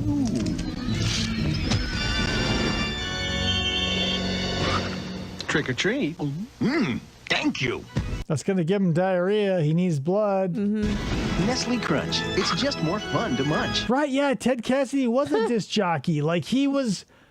everybody in the old days had such a wild career. They just sort of went from, like, either a war hero or a DJ, and they just sort of ended up in Hollywood. It's wild stuff. But speaking of the Addams Family, look up, like, Jackie Coogan's history from, like, his work on The Little Rascals all the way up to, like, his adult career. Like, he did so much for child actors only because he knew how exploitative Hollywood was. That does look like Doug. All you ghouls and goblins gather round. Time for chills and thrills. Am I So remembering party correctly, like down, Lurch, no matter. he wasn't actually that tall, was he? He was. Okay. I don't remember. I feel like I remembered something about somebody was supposed to be tall was wearing super high shoes. Herman Munster, like he was like Fred Gwynn was a tall dude, but they gave him like 6-inch like kiss heels. Okay, maybe, So maybe yeah, that's yeah, it. probably. There's no other reason why I would know that. Blend a pitcher of Coors Light. Like beer will is there, fun is everywhere. Get ready for excitement. It's the blowjob in the parking lot, lady. When Coors is on the scene. Do you think he made her flip it around so it was like looking Facing at him? On a Coors and Coors Light Halloween. Bring back Elvira. Big Lots presents a closeout Halloween. Let's go to Closeout Man's house. He's got the best stuff. Boo! Happy Halloween! There's plenty for everyone because I bought His name is Closeout Man? Looks like a loads lemon of head. super deals like these. Stock up now. He's like legitimately floating, P.S., by the way. Like both of his feet were off the ground. The selection's good on name brand candy. Hey, you guys want Good and Plenty? No? No. Shit! We bought a bunch of them. It's $1.40 for a Save 'em bag. for next Show year. Team Pride. Embroidered fleece tops are just Hey, you guys want a sweater that says Kentucky? $7.99 and dine in style with a Ooh, some 20-piece plates. fine china dinnerware. Yeah, see, there you go. So Lurch was 6'9", Herman was 6'5", wore 5-inch boots. Got it. Okay. One I of don't my know favorite how I knew that. roles of Fred Gwynn was Pet Sematary. But everybody knows that one. He goes, I don't know that role. Like, hey, I told you about the Pet Sematary, but don't use it. It's like, I can't think of a better allegory where it's like you're sitting in the kitchen, right, with someone who's got a definite problem. And they go, well, the solution to your problem is over there on the counter. But don't you do it. Anyway, smell you later. Set, not $25, just $16.99 What's your at Big vibe, Lots. China, New stuff man? every week, so come and $16.99. get it. Everyone loves a Saturday night Oh, on the hell town. yeah. Monster Squad, bitch. These guys in particular. Something's out there and it's killing people.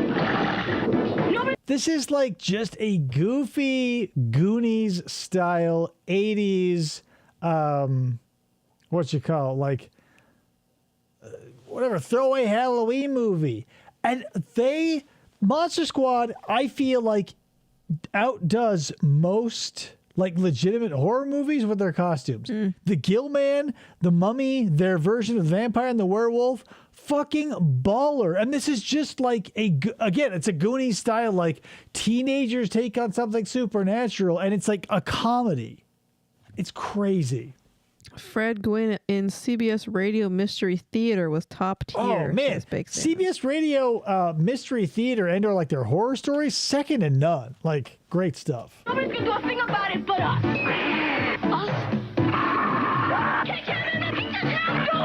I can't say Nards in 80s television.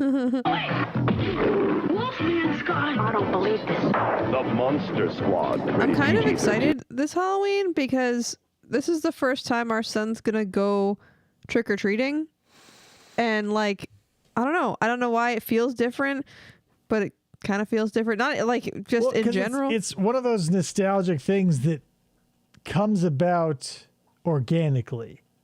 Or not organically, but like they're maybe it is organically. Like it's because of a circumstance. Like he decided he wanted to dress up and do it. But like you can go to Disneyland as an adult because you can do whatever you want. Right. Like you can never go trick or treating again as an adult. So that's one of those nostalgic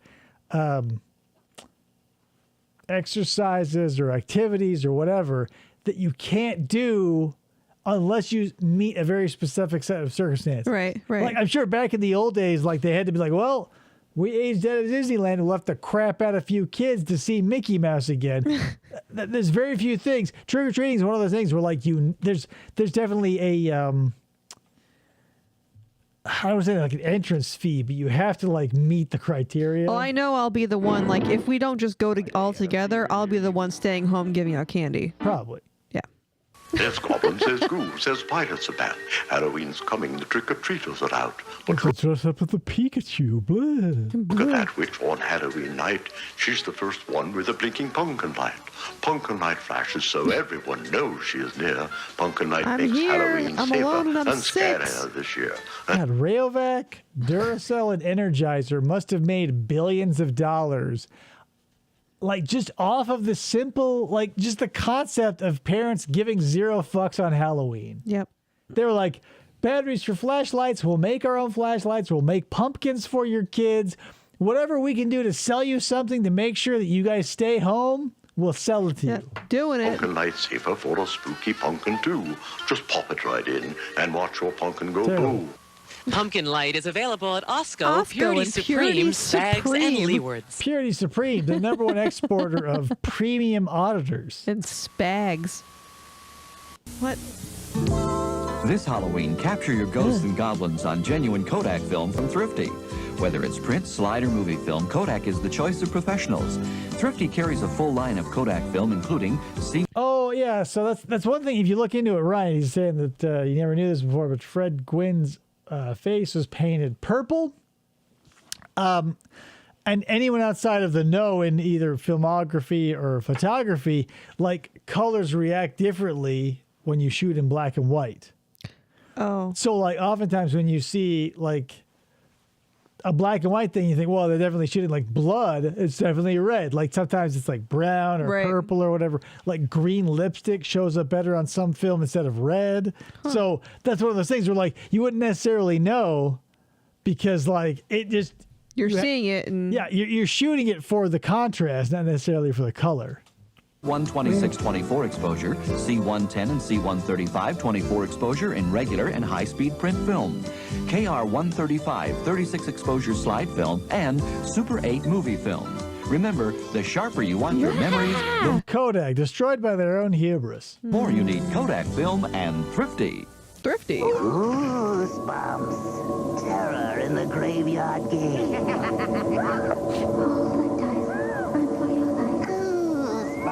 I brought this up to many people personally, but now that we're all here together, I feel like I can tell you this.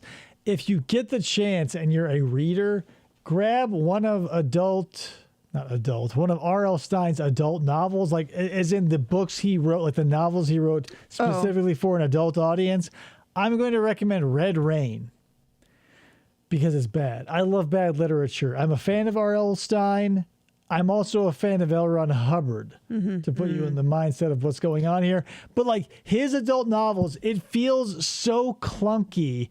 Like, didn't you write one called like Superstitious or Superstitious something? is another one. But like after reading so many of his Goosebumps books, you know, now a fair amount of them are ghost written, like the James Patterson books. Like there's just authors that get big enough, they have enough ghostwriters. Like his style was so pronounced. Like when I was reading Red Rain, and I was a little bit of superstition, like when he gets into like a sex scene, because that's how, you want to break out as an adult writer, you write something sexy. It was so clumsy and ham-fisted. It was like a 13-year-old describing sex to me. Yeah. Like not as over the top and ridiculous as like Steve Carell and the 40-Year-Old Virgin, like bags of sand for tits. Ridiculous. But still you go like, dude, like stick to the Tower of Terror, my guy. Okay, a few things. FDO says Dr. Jekyll and Mr. Hyde transformation in one of the black and white movies was done with a light setup that would react differently with the red or green makeup the actor was wearing. That one was totally horrifying for the actor. Like of all the roles out there that were played by actors that almost broke them, that's one of them, along with like Jim Carrey and The Grinch. Like you're under so much prosthetic and it's so much time, like it just drives you insane as a human. Oh, I can only imagine. Ryan says R.L. Stine also wrote the kids' novelization of Ghostbusters 2 under the pen name Jovial Bobstein. Yikes. And Brick Newton posted a couple of New Zealand ad compilation YouTubes in the Discord. Thank you. But I don't want to dog on RL hard because like the Goosebumps books for the audience are great. And even like his Fear Street stuff that like, let's say Goosebumps tapped out at like 11 or 12. I think Fear Street probably pushed that ceiling to like 14 or 15. But that's where he as a person taps out because it was like reading what a 15-year-old felt an adult book should be. Yeah, I'm pretty sure I read like when David mentioned the sex scene in Superstitious, I read it and I was like, oh, this is not. Yeah, it's like it's not steamy. It feels like it's like Nancy Brophy. Well written as like a junior high note passed between classes where like the dude writing it never touched a tit, but he's like, yeah, I can't wait to get at those honkers. And you go like, oh, you've never done that before, have you, my guy? That's how Nancy Brophy's story was. The sex scenes for her. Presumably she fucked. Presumably, but it wasn't good. Yeah, the Scare Your Pants Off book club from the Arthur series. Yeah, fucking nailed it. Like I feel like the Scare Your Pants Off book club was like derivative of Goosebumps, but also Are You Afraid of the Dark? Hidden traps. Find the magic ring. Defeat the headless ghost. I win! Goosebumps. Terror in the Graveyard game. Goosebumps is totally fine. Like I picked up, it was several years now, but like a copy of like Welcome to Dead House, the first Goosebumps book. They're not bad. That's the thing. They're not terrible. It's just that R.L. Stine can't not write for children. They're fine as long as you set your expectations for a book for young adults and or preteens and or children. You go, I'm ready to get a boner. R.L. Stine is not who you go to for that shit. No.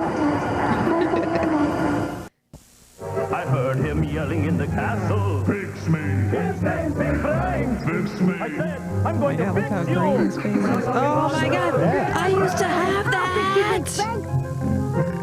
I never had this, but I was aware. Like, I totally had that. It's always fun to fix him. A doggy monster. Big Bang. I can't believe I remember having that. Yep. Frankenstein loses a little bit of the mystique when he goes from like mad scientists who harness the elements and channels like raw energy to play God, when it's just like you can just open up the chest and you're nothing more than like a Volkswagen mechanic. It's like, oh, well, let's get like you're rubbing your hands with that rag. You're like, well, let's get him up on the lift and we'll see what we can do for you. Big Frank talks and his eyes light up. Battery's not. Man. Fix me. Very bloated, FDO.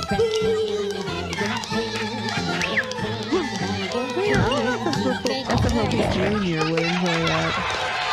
He's more a Cars person.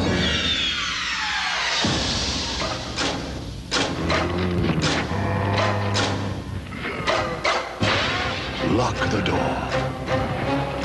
Is this Resident Evil? Resident Evil 2. When it was released, super scary. Now, ultra frustrating. Like for what before we had like dual thumbsticks and like a controlling scheme that made sense to the human brain. Like we just accepted tank controls and the fact that you had to push 7 buttons to fire a bullet. But like if you go back and try to play this today, in situ, it's just like, what were we thinking? Turn out the lights. Pretend it's just a nightmare. The most intense survival game ever created. Resident Evil 2. What was the Resident Evil game? The first game where those dogs appeared that were just all like muscle and tissue and shit. Do you remember what video? They called that Resident Evil. Oh, there's the first game? Yeah. Oh. This is Resident Evil 2. They appeared in Resident Evil. I don't know the specific game that they came out in. I don't know. Yeah, they did. That's It was why I'm called asking. Resident Evil. It was the first one. Hi, kids. It was Gary Busey. Casper the Friendly Ghost here for Target. He's a friend, you guys. God damn it. For 100 years, he's been telling you he's friendly. Get fucking over it. Place for Halloween. Called Biohazard in Japan. Yes, yeah. Maybe it's me Good who's pull. scaring them. It sure can't be the prices. $1.96 each Snickers and M&M's fun size. 2 for $3, Tootsie Rolls and Tootsie Pops. For a bag of... Which means they were like pennies the day after Halloween. Guess nothing's scarier than ghosts. Except for monsters. Remember, shop Target before Halloween vanishes. For great Halloween fun, pick up some spooky decorations at Walgreens. Just $7.99. Buy a bunch of cheap last-minute shit at your local Walgreens. And if you want diarrhea, run down to the AMPM and pick up 40 hot dogs that have been on the roller all day. A wide selection of treats and goodies of all kinds. And it's time to order your holiday photo greeting cards. They were too busy fighting their employees' concussions. Yeah, exactly. Yep. Include a free Rifle pen. Treat yourself to savings this Those aren't important, Ryan. week at Walgreens. Relax. Enjoy a quiet visit with the Munster.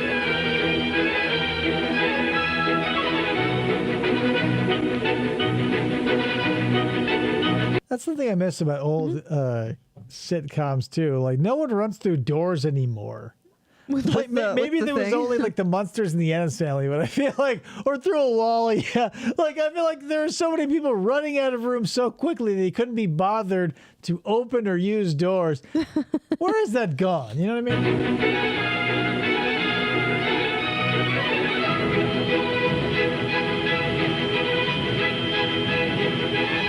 Is that Lily?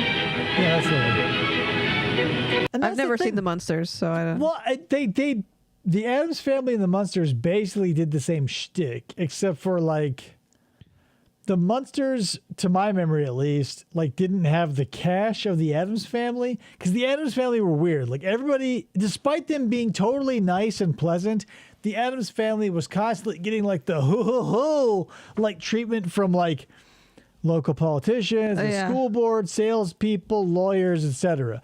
But since Gomez was like rich as Croesus, like everybody just sort of went along with it.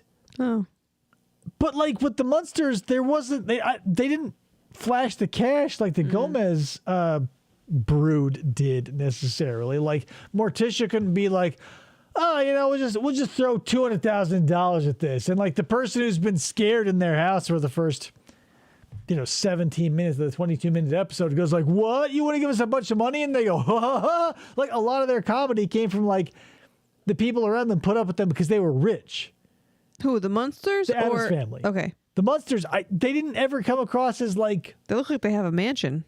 They do live in a very big house, and their car had money, but they didn't throw it around like the Addams Family. Oh, did. yeah. Like, Gomez was always pulling out fresh cigars and shit, and he was always giving money to, like, political candidates and shit. And the one where, what was the episode where they were, like, Morticia and Gomez were, like, going back and forth, but they didn't realize they were both, like, bidding on the same against thing? each other on that railroad. Yeah, that's the thing. A lot of it revolved around them being...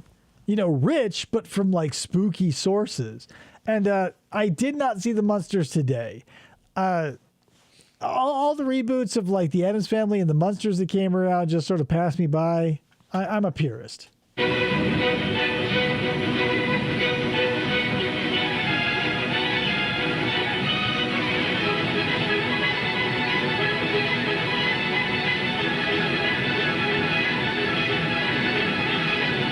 Maybe that's it. That's the difference. Is like the Munsters were always like overly nice to people. Like Herman Munster was always like trying to make sure everyone around him was comfortable because he didn't have the money to back up the weirdness. And plus he knew it was a monster, I imagine.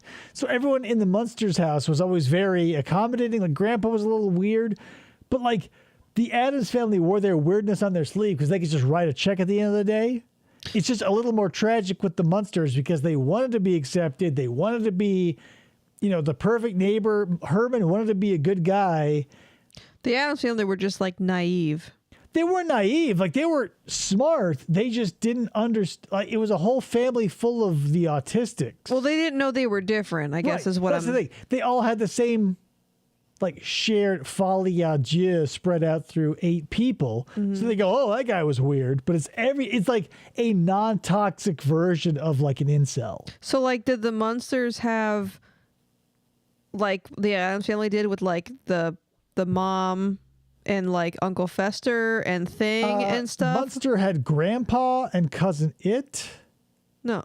Cousin It was the Addams family. So yeah, no, instead of like Grandma, which the Addams had, they had Grandpa, who was the vampire, but they also had, instead of Uncle Fester. Instead of Uncle Fester or Lurch or whatever, they had Spot, the dragon under the stairs they would feed sometimes. It would shoot fire. But their gimmick on top of all that was like their daughter, who was totally normal. Like Eddie was a wolf boy. They had a Frankenstein. They had Lily, who was like a vampire. They were all monsters except for the daughter, whose name escapes me. But that was their shtick.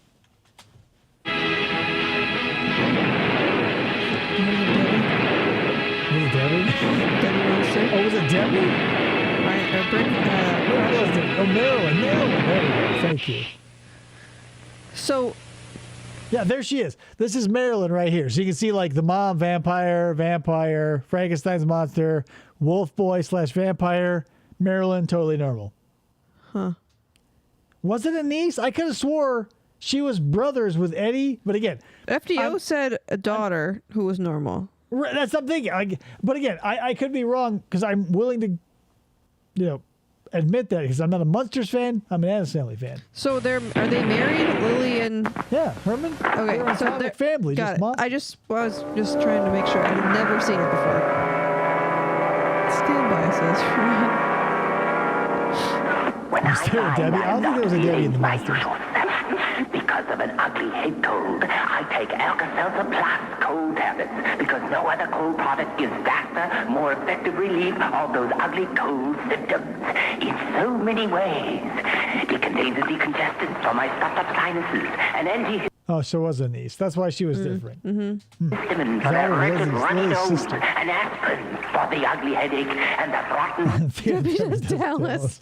Yeah, simple mistake. And it is a nice lemony flavor. Oh, boy.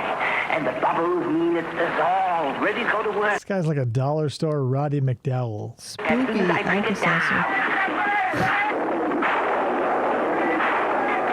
Dr. Jekyll, sir! I thought you was that ugly monster, Mr. Hyde. Nothing works faster than Alka-Seltzer Plus to get rid of the uglies. I can actually appreciate this. Like, it wasn't just like a non sequitur commercial where just a guy is saying, so Alka-Seltzer will, whatever, cure your indigestion and or your cold, but it'll also cure the monsters.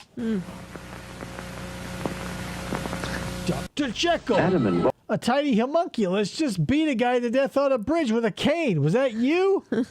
Nope. All right. Barbara are ghosts. What's the good of being a ghost if you can't... The original BJ. Is being haunted by the living, so they're calling on Beetlejuice. Beetlejuice. Who's no ordinary ghost. Well, the party's over. It's showtime.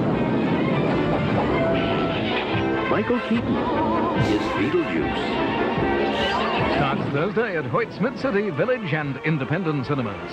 So Beetlejuice for me walked that line of like the Gremlins or whatever, where it could be too dark, but it was just zany enough where even as a kid, I recognized Beetlejuice was a comedy, and all the scary parts sort of lost their teeth. Is this the one I watched with you that I've seen? Is there another one? Beetlejuice, it had to have been this one because the new one just came out and we have not seen that. Okay, then yeah, I just didn't remember parts of that trailer. Okay. But yeah, like there were scary parts in this, like the sandworm. Like every time they go into like the sandworm dimension, that was totally fucked. There's a bunch of, what you could call scary stuff, but it was, I'd say it was just over the line of like where it wasn't like a Cable Guy dark comedy, more dark than comedy. This was more comedy. Oh my God, the Beetlejuice cartoon was one of my favorites. The game hosted by a video. The gatekeeper! To win, you must stop it. Roll the dice! It feels a little bit like Tommy Wiseau's more talented uncle. Video board game Nightmare. The gatekeeper talks to you. Whose turn is it next? And you must answer him. Answer me! Yes, my gatekeeper. Go! Seriously? It's on Tubi for free? You're fucking nailing this. Nightmare. A race against time for 3 to 6 very game players. Let's party! Weird in that there was a VHS involved, but it's basically just a regular old board game.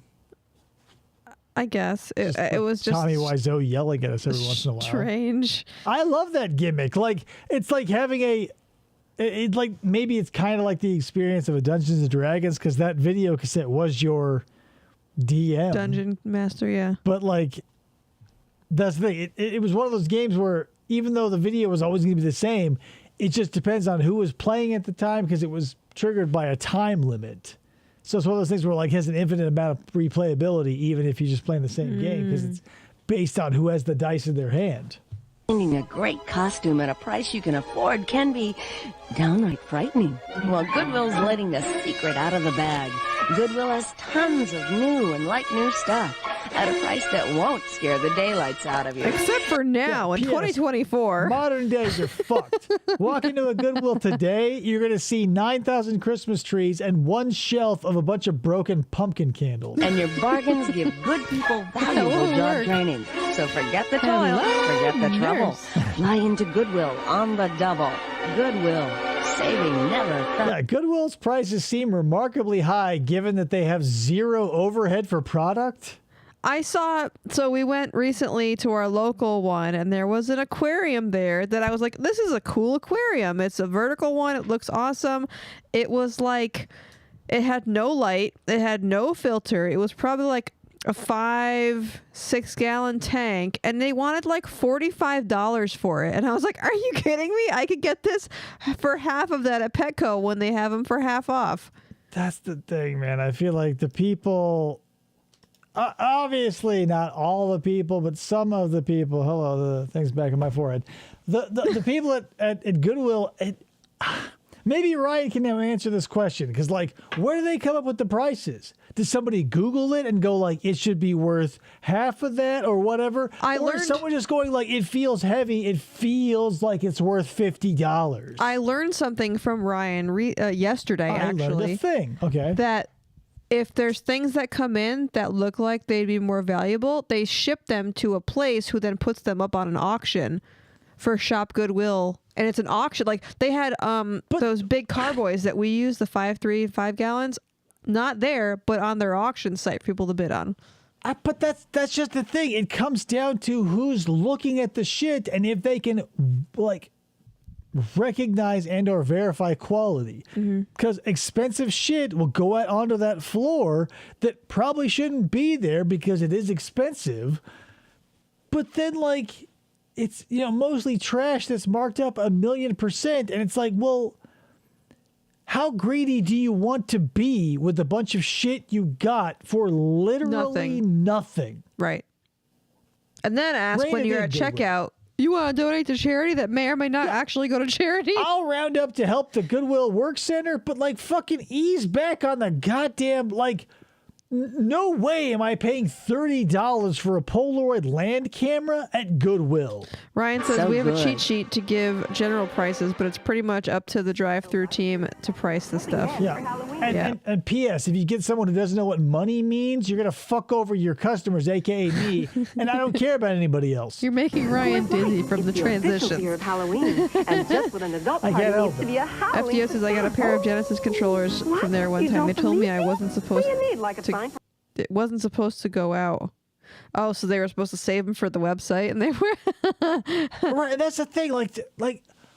You're getting free shit. All the money you make from the product that you get is unlike any other store because Burger King, Target, Walmart, Taco Bell, they have to order stuff, pay money, and then try to recoup that money with a markup. You guys get that shit for free and or a nonprofit. Right. Maybe act like that shit, you greedy fuck. Be sure to visit this display wherever you buy Coors Light. And it's just perfect for when friends drop in. I love when the chocolate does. See what I mean? How does he drink that? If something frightening happens to you today, think about it. It may be a warning. It may be the omen. It may be the omen, guys. Just the... 20th Century Fox presents The Omen. It is too much to be an accident, too strange to be a coincidence, too frightening to be ignored. Did you find an onion ring in your order of fries? It's the omen. Gregory Peck, Lee Remick, The Omen, rated R. You have been warned. Wow. I love movie commercials in the 70s. Like, they don't tell you shit. They're just like, whoa, it doesn't look spooky. Here's some people in it. What's it about? Buy a ticket. Wasn't there a latter-day The Omen with a kid? In the night, don't like a kid with a mushroom cut? It's probably just... There was a lot of... I'm sure it's a franchise now. Monsters! Monsters, get real. Oh, but they are. Presenting Nickelodeon... That's the problem, Ryan. Yeah. When there's no homogeneity... Franchises are different one from corporate. Goodwill, like the one down the street, we go, hey, things are priced pretty good here. The one 3 minutes away, it's like, what? Hello, you're in a trashy establishment. Let the fucking prices reflect it. Nickelodeon's new Sunday morning Nicktoon. Real monsters.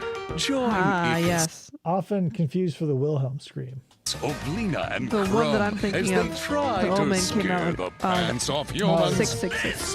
Was all you came up with? Keep your eyes peeled for these dump dwellers every Sunday morning, especially Dump since dwellers. they'll soon. What was this teacher's name? Mr. Grunkus? Grumpus? We just watched an episode. Right, I watched it fairly recently. Is this progressive? I don't know. I'm gonna leave it up to you in the chat. But the fact that he wore 4 red high heel shoes, I always thought was like, the even as a kid, the Grumble. Sorry, the Grumble. I always thought that's pretty progressive, right? Like he's a very gruff, scary, seemingly male character who wears 4 ruby red slippers. Be sneaking their way into your VCR. Real Monsters are coming to Nickelodeon Video this fall. Till then, 99.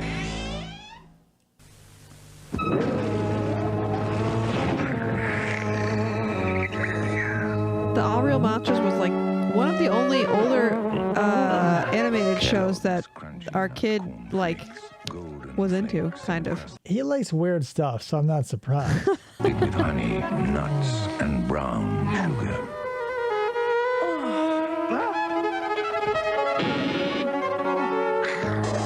Kellogg's Crunchy Nut Cornflakes. Which means the first Dracula got there before the second Dracula, and still the second Dracula didn't see anything amiss. Like, was there just a full bowl of the Crunchy Nut cornflakes? Right. And P.S., how long would it take you to drink a human? The trouble is, less than it 8 hours? tasted good. Your Halloween headquarters for Ben Cooper Costumes. A fun selection for children from Sesame Street to Superman. Your choice $3.97 or adult styles at $14.97. For Topstone masks, highly detailed full-face styles for teens and adults with flush hair and only $5.97. Flush hair. Do it yourself with this Pause Makeup Kit for $3.97. There's the For Easter candy, overlap treats you can again, trust guys. for tricksters of all sizes, including this fine assortment from Hershey. Happy Halloween from Woolworth. I used to be frightened by all the wine coolers I saw. Are you kidding me? I was scared I wouldn't pick the right one. Luckily, I did. It was the most refreshing one of them all. Sun Country wine cooler. You see, Sun Country... If you can't afford Vincent Price in front of the camera, he'll probably give you a 50% discount to be on mic for some VO to voice a polar bear. Holy shit. It's a blend of premium white wine and real fruit juice. That's what gives it its great taste. Sun Country, say, give me the real juice cooler. If you don't say Sun Country, you'd better sleep with your... And then they put him on camera. They didn't even put him in like a spooky room. This feels like the commercial that proves the rule. I don't know, man. I want to say that this commercial feels now shitty because there was no... Aside from the organ music, there wasn't anything spooky about it. But like then you see Vincent Price's face and you go, yeah, I'm on board. Yeah, two things you think of when you think of polar bears. Coca-Cola and wine coolers. I'll never forget the day Frankenstein turned up on my doorstep. And Robbie said it was an anniversary present because... God damn, this commercial looks like a 90s alternative music video. We'd known each other for 27 days. There hadn't been any nights. And we watched the sun going down with a Diet Coke. He said, now we're a family. We should get married. This looks like a Wallflowers music video circa 1996, guys. Passion Springs Motel had one room left, with one double bed and one single. Do you think that Frankenstein is a sex doll? Or, yeah, it's like maybe they'll start fading to me, but it also feels like at any moment, like one headlight could break out. Beyond any nightmare you have imagined. She doesn't even want to leave the house. Beyond any terror you have known. It's like she's waiting Hellraiser, for guys. something. Underrated. That we were just talking about the slasher series earlier, not earlier, but like on the last episode, I feel like, with Freddy, Jason, Michael. We often forget about Pinhead, but he's had as many movies, I feel like, maybe even close to 10. Yeah. And Doug Jones, like it's been so long, I feel like the last one wasn't even played by Doug Jones. Like he was in all of them except for I think it was like Revelation. But that's another one where like they all sort of share this in common, where after they get past 4 or 5 submissions to the franchise, they start pulling other scripts and just sticking the name on it. Because I feel like, not more than feel like, I know that Hellraiser Revelation was like just a script that did not have anything to do with Hellraiser, and they pull it, and that's why Doug Jones didn't go and be Pinhead again. There's like only so much you can do. Well, with horror movies, you get a little more leeway because like horror fans will take 10 movies of people going to a camp and getting killed. Right. 10 groups of teenagers on Elm Street or whatever. I feel like Hellraiser was a little less campy, so maybe that's why it didn't reach the same heights. But the amount of people you could throw into like an alternate, Cenobite torture dimension, especially because like the amount of torture devices you can have is like off the charts. Right. As long as you have Pinhead there, you have like longevity. But like, I mean, they went to space too. Like the fucking Hellraiser in space movie is just as, maybe even crazier than like Jason X. Fear you have ever felt. There is still one horror you will pray to survive. Hellraiser, there are no limits. Rated R. First and the second one work so good together. Like they butt up to each other back to back. I remember you showed me, we did like, I feel like a marathon. I feel like we watched like, yeah, like because they were all on Netflix for like a year or whatever. I watched all 10. I don't know how many I made you watch, but like it's one of those franchises where like it it was being taken seriously for like the first two, and you can tell exactly when like the creators or whoever was involved sort of falls off. Like when Tom Savini falls out of the Friday the 13th franchise, like when all the people who try to make it serious just sort of go away. Yeah.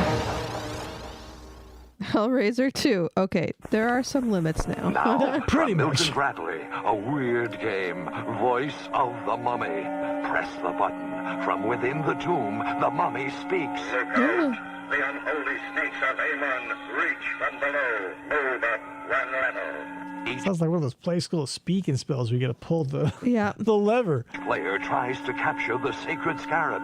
He who collects the most jewels wins. Because we know it's not going to be a girl. It's the 70s. The Voice of the Mummy, the electric sound game from Milton Bradley. It feels like the IntelliVoice, the Mattel Intellivision IntelliVoice cartridge where it's like Bomb Squad. Now it's time for the Pizza Head Show. Hey, everybody! I'm done trick-or-treating, and I'm gonna go for a stuffed crust pizza at Pizza Hut. Yay! Can I just tell you, the other day, David put on a Pizza Hut documentary. It was just, well, I guess it was a documentary if you want to call it that. After the documentary, we watched all of the episodes. Every single fucking commercial thing like for 4 this. years. It's a lot of them. It got so annoying to hear, hey, everybody's every 35 seconds, I wanted to shoot myself in the head.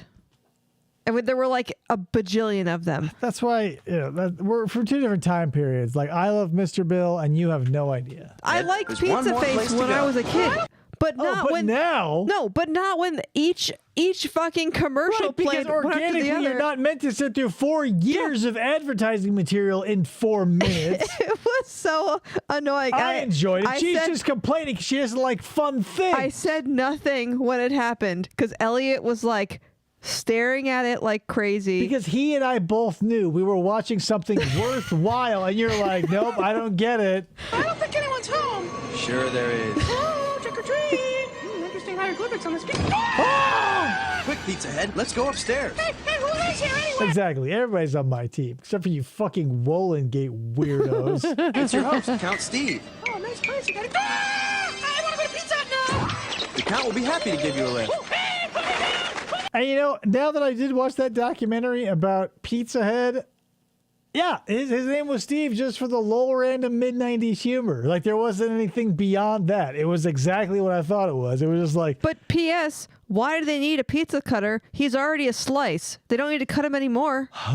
He needs a villain for a protagonist. You need an antagonist. What's he going to be? A pan? Mr. Bill has a sluggo. Pizza Head has Steve.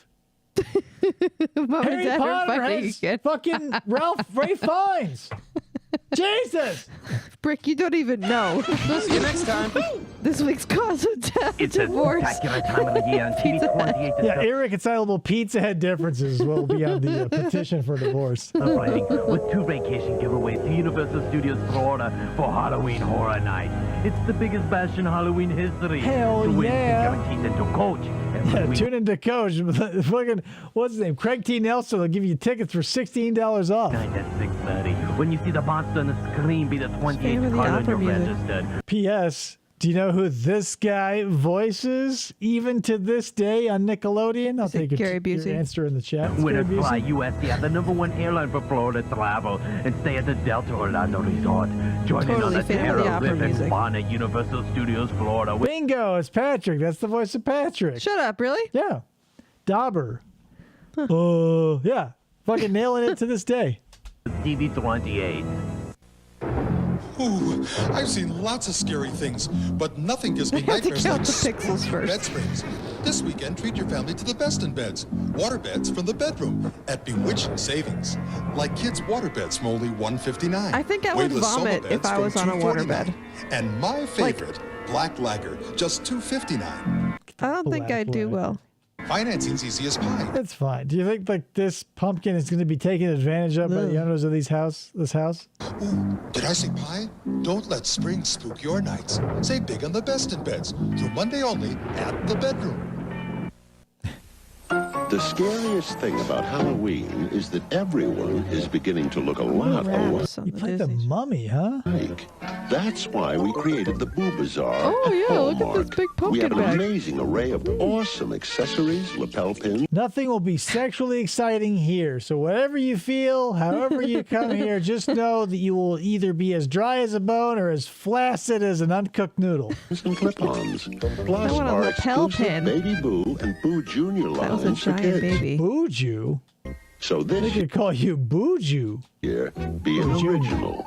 Scare up your costume at Hallmark's Boo Bazaar, because there's nothing more frightening than the same old thing. That's one thing me and Ghosts have in common. We both love boobs. Evil stalks you once again in Castlevania 3, Dracula's Curse for Nintendo. But you possess the gift of transformation and become the vengeful ancient. I'm sorry. That nothing 8-bit has ever like legitimately scared me. 16-bit, we can talk. It gets a little dicey, but mostly not. But 8-bit, never. Ghost pirate. Yeah, Hallmark Boob Bazaar. I'll show up for that. I'll show up for the Butt Bazaar too. Or the mystic warlord. Hallmark Butt Bazaar. Powers. It's never the same adventure in the 17 worlds of terror of Dracula's. I mean, just save yourself the time and watch the AVG episode on the Castlevania series and just be done with it. Enter the Dracula's Curse sweepstakes today. This is gonna be the bestest Halloween ever! It's Oh yeah! The New Adventures of Winnie the Pooh had some. Pooh to you too, Winnie the Pooh, ABC Tonight. You guys remember that episode of the New Adventures of Winnie the Pooh where Christopher Robin gets that like wind up mechanical monkey toy for his friend's birthday, except all the friends in the 100-acre wood think that he's gonna stay and he's like the new toy that's replacing them, and they all get depressed because he can do everything so much better than them. You know, it was a very special episode. I feel like every cartoon has that kind of episode. Every like they all. I remember seeing it a million times. Just that this was more like in your face because the monkey wasn't bashful about it. He went around to each of them. They did the thing that made them special, and he like smashed his dick in their face by doing whatever they did a million times better. I never knew that they had like Winnie the Pooh had a show. I always just saw the movie, and the Heffalumps and Woozles part freaked me out as a kid. Like there was, I don't know if it was a syndicated, but there was episodes or whatever. But like it was a Saturday morning cartoon, like full fledged. I didn't know that. Oh, I'm Basil Flimley. You know, we're lucky It's just like Carl Sagan feeding a woman an apple in a graveyard. to live in a city like this, where we can get close to nature and discover what life's all about. It's the Zodiac. He's gonna kill this lady later. Yeah. Nice to see those new values emerging in the automobile industry, too. This year, a great many model changes show a new concern with life. Why does the Gillman sound like a burping hippopotamus? In some cases, about the only outside changes you'll notice are things like this. It's an impact-absorbing bumper guard. This one's off a 73 Dodge. It's thicker and heavier to protect you and your car from Can't hear bumps. that?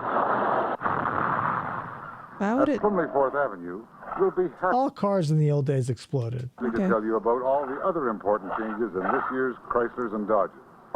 It's like a Giallo film, but it's Gilman. Right. It does have that sort of like the colors are super saturated. Yeah, you're right. That's like an Italian film, right? Yeah, Giallo. Giallo is like the black glove sort of Italian stuff. But yeah, it does feel a little because like like the spaghetti western will be another touchstone where it definitely does look like this guy is not speaking like he's dubbed. You know what I mean? Yeah. Flimley Chrysler Dodge, where extra care makes the difference in every way. Gilman's got nards. 2200 block West 4th Man, Avenue. that's Gilman.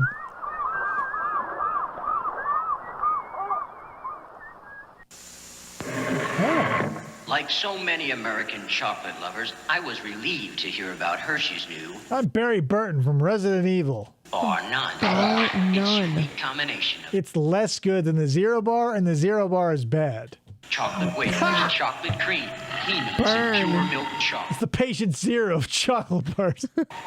Make Bar None the supreme chocolate extravaganza. It works. I still eat them to Bar this None. day. But will it satisfy the chocolate beastie lurking in us all? So many candy bars in the old days were worried about whether they were satisfying. Like before, like Snickers had their whole like hungry, eat a Snickers. You're not yourself when you're hungry. It's like the hunger inside you was satisfied by all of these candy bars. Whatever your hunger was, it could be satisfied by a bar of chocolate. It's because there's peanuts in it. They were satisfying back then. Hans Woolman. Yeah, exactly. It's Gremlin. When you pick up a copy of Are You Afraid of the Dark? Nightmare Tales, you're picking up a passport to paranoia and taking 2 terrifying trips into the But in reality, it's just a VHS that's orange. World of dreams. First, guest star Bobcat Goldthwait shows a young girl the dark side of bedtime. He was maybe the worst portrayal of the Sandman I've ever seen. Not his fault, but like, Jesus Christ. What's up? Dia says, we can put aside our differences to defeat the evil of how Krista ate 3 Musketeers. Right, that's the thing. We can, whether you're a hot dog lover or hater, whether you like pizza with pineapple or not, we can all rise above our petty differences and realize that Krista eats 3 Musketeers the wrongest way possible. Time stories. Don't knock it till you try it. A boy discovers Don't try it. You'll go insane. A typewriter that turns words into nightmares. And a camera that turns photography into pornography. Oh. You guys dreamt it. Pick up a copy of Are You Afraid of the Dark? Nightmare Tales. On VHS. And take possession of some unforgettable tales before they take possession of you. We just watched that one. Yeah, P.S. Everything that lasts long enough will end up on YouTube. I hated how big her nightgown was. Its origin, alien. Location. Yeah, modesty was all the rage. Antarctica. Age, unknown. Thing confirmed. And survival. Destination, man. John Carpenter's The Thing, the ultimate in alien terror. Rated R. Starts Friday at a theater near you. Check newspapers for local listings. You go first. What? Whoa, you go into Tales from the Crypt Keeper's Haunted House, sis. I'll wait out here. I'd rather have a bucket head instead. What? A bucket head instead? This is a fucking... what? Brick! Brick! This isn't New Zealand, I imagine. It's probably Australian, but here, wish granted. That's what she said. Hey, check this out. In my head at KFC, grab 2 tasty tenders, chips, fruit drink, a birdie beetle, and 1... Chips, yeah, definitely. Those are fries. Bluey! Where's Bluey? Hey, get some chicken from down under. A dingo! I also, when he said Buckethead, I thought, really? Buckethead actually tied in with KFC? Nah, turns out no. This is just an Australian commercial. All for $3.25. So be cool. Have a bucket head instead. Where's his hat covered in corks? I fucking love Australian accents. And I didn't know what a New Zealand accent sounded like until recently, and fucking love that too. Yeah, similar. Yeah. I mean, all like the UK.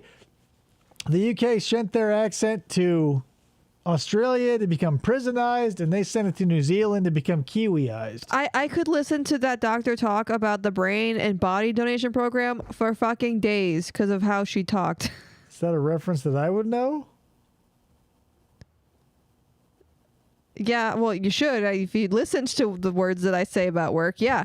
Hey, guys, Krista told me a story about work that she's referencing now, and you're probably as confused I as talked I about am. it during the show, too, but, sounds Aussie. You know the lovely minutia about her. Well, I was talking to Brick. I was telling Brick about how I had a doctor on my presentation from New Zealand. Talked about kiwis. With more groups to choose from, Master Kenneth has perfected the art of bugging people. Father found the results shockingly realistic. Mother's patience was stretched to her limits. The maid had only glowing things to say. Literally no one was ever confused or befuddled or even like caught off guard by these bugs because they were very, very artificial. The butler did it. There's a goop for every occasion. Creepy crawlers, ovens, molten goops, all separately. Pairs put together, light bulb and mansion not included. Ryan gets really weak in the knees when a woman with a Scottish accent speaks. Yeah, I think Scottish or Irish, both of them. Anything that if you have a non-regional American accent, I feel anything is better than that. Like I would, I've got nothing. I don't think I have an accent. Also, some people like to the British, I have an American accent, but I have a nondescript, non-regional dialect. I don't know. Well, I mean, yes, we all we have an American accent to other people, but like you say things differently than how I say things. Yeah, I pronounce the T in water and mittens and other words that have T's in them where you don't. But I feel like that's definitely like you would say, oh, you don't say T's, you're from the East Coast. Right. So you definitely can peg you. If I say mitten, you're not going to go like, well, the only thing we know is he's not from Rhode Island, Connecticut, Massachusetts, etc. Coming up next on ABC's Halloween Bash. Be on the lookout for... You're welcome, Brick. I know it was probably a boring story, but... Spectacular Spin City. ABC Halloween Bash. It's exciting for me. This Halloween, Blockbuster Video has a special treat for your whole family. Here's the thing, FDO. Speaking of accents, like I work with people... Here's the state I live in, right? You're listening to a man who's lived in the state his whole life, and this is the accent of a man who's lived in the state. I work with a person who grew up an hour away from me who's like, hey, y'all. And I go, where are you from? They go, Tucson. I go, really? I've been to Tucson. In fact, I've lived in Arizona my whole life. Why do you sound like that? I'm from the country. No, you're from Tucson. The Chicago accent exists to an extent, but not as much as the media wants you to think. I don't have one. Yeah, I mean, definitely. I lived in Chicago or the suburbs there for a little while, and not a lot of people had like a thick one, but I mean, it was definitely noticeable compared to where I was from. But I mean, I think Ryan, because he's been on the show before, has an accent that's different from yours when you talk versus when Ryan talks. Right, but I wouldn't say that either me or Ryan has like you can take a pin and pop it into a map. No, it's not like you're from Boston. Like it's not. There's obviously going to be various I don't know if a random or rather American person could tell like a North English accent from a South English accent. I mean, everybody can kind of tell like posh versus Cockney, but there's a lot of. Why are we talking about? It's Halloween, guys. It's spooky. Accents are spooky. Blockbuster, right? Get spooky. Ladies and gentlemen, I've devised a torture test between your lighter and my Ronson Comet.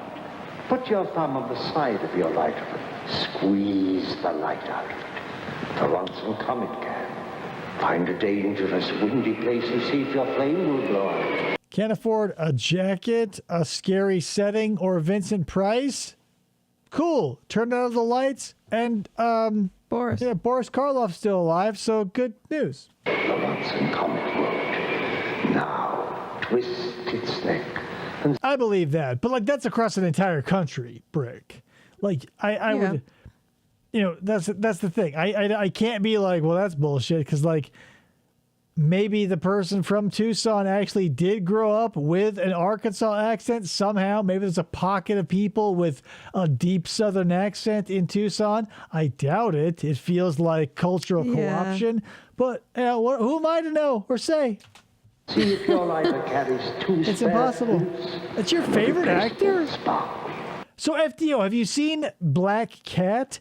Maybe one of my favorite of the time period, because it has Bela Lugosi and Boris Karloff, and neither of them play like a classic movie monster, but still, it feels like an Edgar Allan Poe-esque story. It's good. Oh, good. There you go. Nailed it. Carefully turn out the lights and adjust your flame to cigarette, cigar, and pipe. Now try to inject your lighter with life-giving butane. One gulp from the Ronson multi-pill, and the Comet can light for months. If your lighter can't do half the things the Ronson Comet can, get one and have your own torture test. It's just a lighter. $6.95 on the next MST3K. Top 10. If you haven't seen Werewolf, the MST3K version, filmed in Flagstaff, a local Arizona footage, like, please do. Mystery Science Theater 3000. Next Saturday at 5:11 p.m. Eastern. I feel like I've showed it to you at least once. I don't think so. First, you rip it open. And you rip the knob off. Rip it and the tear, and the rip it and the tear. Then you stick your wiener in it? Let the ketchup run. Blood red. Let the mustard run. Piss yellow. FDO prefers Joel. You would. Non-RC cola motherfuckers. Oh, I like Pepsi and Joel. Ugh. Glass of rain-filled beer. I never heard of MST3K until I met David, and then he showed me the movie, the stuff, obviously, and Joel was so boring to me compared to Mike, and I'm not even a huge fan of any of it, but I could sit through a Mike one. Joel's not good. It felt so slapdash and haphazard with the Joel stuff. It just felt like no time was put into any of those episodes. It was like Paul Feig level, like just riff, except it wasn't ever, not even as good as the Ghostbusters female remake. Beerenstein. I'm sorry, Bill, but I'm leaving, and nothing you say can stop me. Do you hear me? Nothing. This is Paramount? America's going back over the Addams Family, and they are now in a theater near you. Rated PG-13. Yeah, everyone knows Mike is best. FDO is just a bullheaded contrarian at this point. What the heck you doing in here? I'm gonna watch you take a shot! You see this? It's called a carrot. Now get out there and ungrate them! $2 an hour. Ungrate them? To Toronto. He's a king. Is this the 3DO? The Dreamcast for the Saturn? Dracula from Sony ImageSoft. Sure, it's just a game. Oh. This mission is not for It's not for Sega CD. Yeah, but that was just for the game. That was for multiple platforms, people. Wendy's kids meals are just for kids. Look out! Nugget shower! The big frosty dipper! Tater alert! Fire! Aliens! No! Tater Warriors. Quick, refuel! Back to Wendy's kids meal and see what's inside. It's an offer from Wendy's that would excite anyone. Scooby-Doo. Right? Yeah, every time someone knocks in, like when I'm taking a shit in a public place, I go, now it's time for some video games. Zombie Island toys. You can discover the I answer thought to there was the a Sega ancient CD. question, where is Scooby-Doo? With a little Predates patience, the you can Saturn. unravel this mystery at Wendy's. Now one Scooby toy in every Wendy's kids meal purchased. You can collect all 5. This is not an advertisement for a new movie. It's an old This movie, right? is a warning. Pirate. If you are squeamish, a victim of nightmares, or have a weak heart, know your fright quotient before you see H.P. Lovecraft's classic tale of horror, Reanimator. So a couple of things. This harkens back to like the Screaming Skull with like American independent films where it's like, oh, if you die during a screening of The Skull, we'll pay for your funeral. It kind of felt like that for a second. If you're familiar with H.P. Lovecraft's work and the film Reanimator starring Jeffrey Combs, it feels semi-divisive to me because I don't feel like it's super close to the material. Personally, I understand if you feel like it is.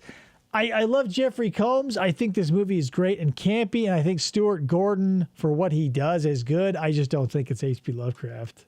Yeah, the head giving head, it was way too far off of like that. But that's it, right? Like, I understand utterly that Herbert West Reanimator was written as a comedy for the comedy magazine Homebrew, but it's one of those dark comedies where it leans more toward dark. And like the punchline is, after they're mauled by each failed experiment that comes to life and like kicks the shit out of the narrator and our the protagonist Herbert West, the punchline at the end of every installment is like, damn it, it wasn't fresh enough. But like, it's hard to see that like really flat attempt at like horror comedy to comedy horror, especially with that head thing, man. Way beyond the possibility of any rating. I agree. Can we go back to MST3K for a second? Probably. So I've been trying to think of who Mike and Joel kind of would remind me of as who would play a good Mike or Joel. And Tom Paris from Star Trek, what's his name in real life? Robert... No, are you thinking of Robert Duncan? Picardo? No. Something Who played Tom Paris? Robert McNeil, Robert Duncan, something like that. I think he would make a good Mike or Joel. I don't know why. But like in what? As like a Tom Paris character. No, like as a Tom Paris character? Like the way that Tom Paris is, because he's funny and like the So joke. you think Tom Paris, that Star Trek Voyager alumni and also in Swarmed, you think he could step into Mike and Joel's shoes in situ, not like doing a Tom Hanks as a Mr. Rogers or like Romney Malcolm as like Queen, Freddie Mercury. You're saying Mike steps out, Joel steps out, get Paris in there? This is Gary Busey's, guys. You see what I deal with every day? My most horrifying creation. Robert Duncan McNeil. Thank you, Ryan. Yeah, just step right in. Maybe we'll get like fucking, what's his name? Gizmo's dad himself. Billy Peltzer. I can't remember his name. We'll get him in there too. I just think he'd play a good character like that. Robert Duncan McNeil would play a good character for a replacement, like as a Mike or a Joel. Like whoever that person is in MST3K, he could play a Okay. Based on what? His haircut, his face, or his legitimate talent for riffing? Because he doesn't look either like Mike or Joel. He hasn't shown a propensity for riffing. I don't know so why. So you're saying that the Tom Paris character reminds me of like Mike and Joel. I don't know why. This is a Tower of Babel alphabet lost to history A to Z. Like, it's not even like an alphabet we're familiar with, an A to Z, so you can build the rest of the alphabet. This is like Gamma Epsilon. That would have been a great episode of Voyager. Thank you, Dee Dee. Yeah, sure. If they made an episode of Voyager where like Pearl was Captain Janeway and Mike was Tom Paris and like Neelix was Crow, and yeah, in a world where anything can be anything, sure, I can see that happening. Everyone turns to the salamanders. Living in reality, he's not an improvisational comedian. He's an actor. Aren't Mike and Joel actors, or are they improv comedians? I don't know who they are. As people, like, I don't know what kind of actor person they are. Just play the commercials. Squeeze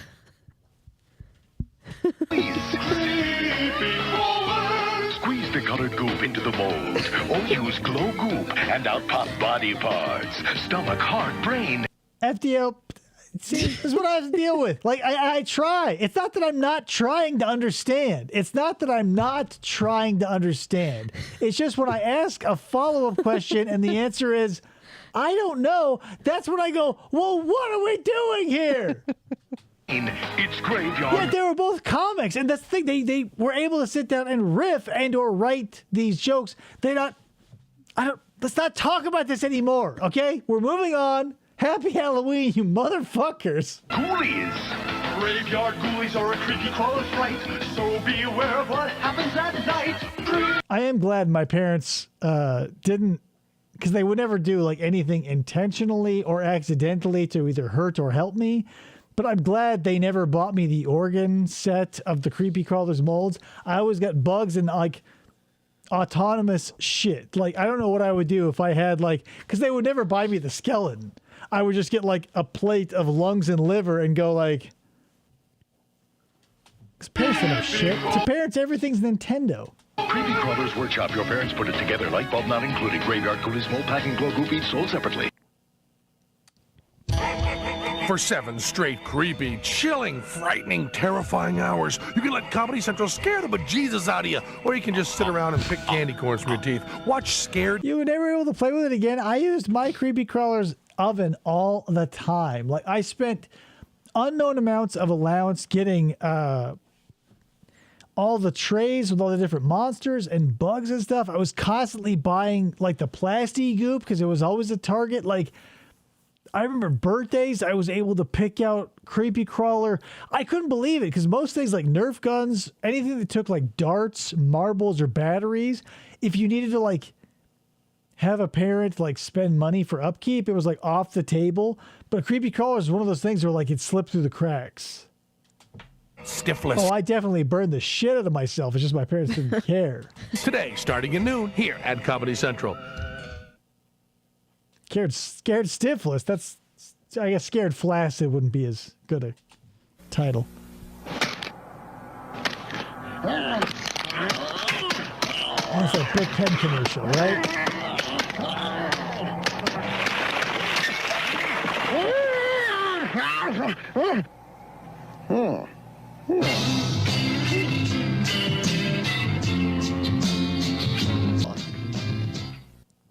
You guys know that the model of a pen that Frankenstein is holding has been in circulation since the 30s, and I bet you don't know what the name of that pen is. I watched a whole documentary on Bic and know a lot about this specific pen, and it's been sold in the like hundreds of billions at this point. Oh, I'm sure. Is it the... No, that's a different brand. Saturday night, Monster Vision brings you the best of the outer limits. A good pen. Still 19 cents. And it's a very simple name. If you don't know it, you don't know it. I'll tell you if no one guesses it. All I can think of is Papermate, but that's not it because that's their own brand, right? Yeah. 9 great episodes, hosted by Penn and Teller, 2 men who know. Penn and Teller, damn, dudes. It's a simple television experiment. Come over here right away. I want you to see something. Gone.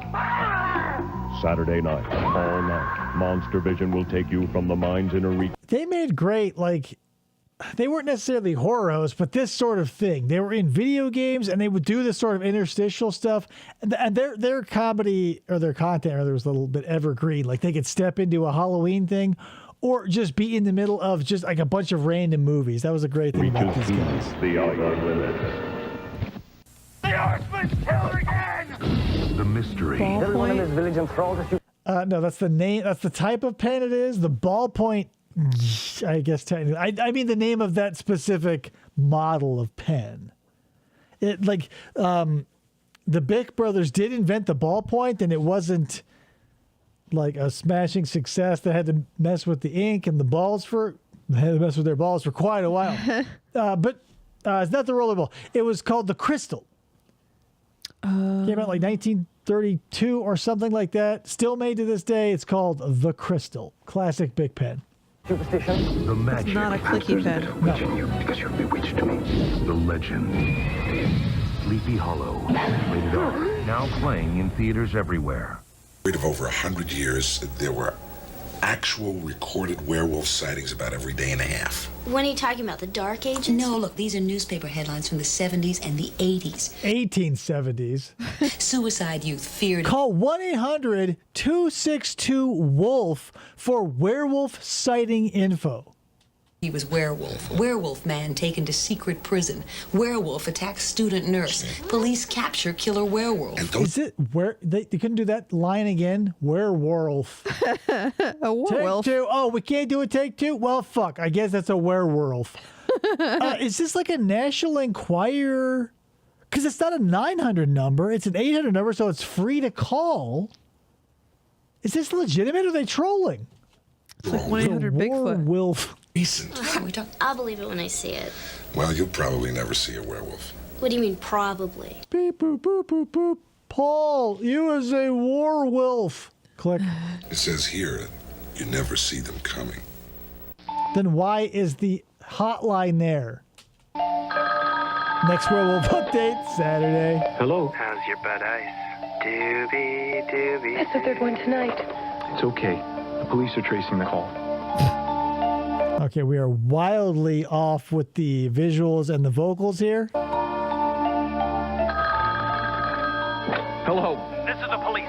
That looks like Adrian Brody. Those calls are coming from inside the house. Repeat, those calls are coming from inside the house.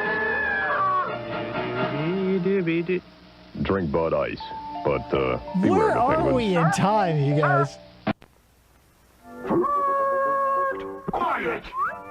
All right, we're off the rails. I'm calling Way it. We've been off. going for 2 hours. That's enough. And now that we're fucking crazy off, we're doing it. That's it. Thank you for joining me for this episode of FFOP Radio. As Halloween rolls ever closer and it gets ever so spooky in here, all the new monsters and stuff, it's only going to get crazier.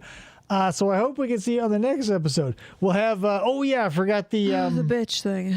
The bitch thing. So let me get that pulled up. But yeah, so coming up, I'm looking to,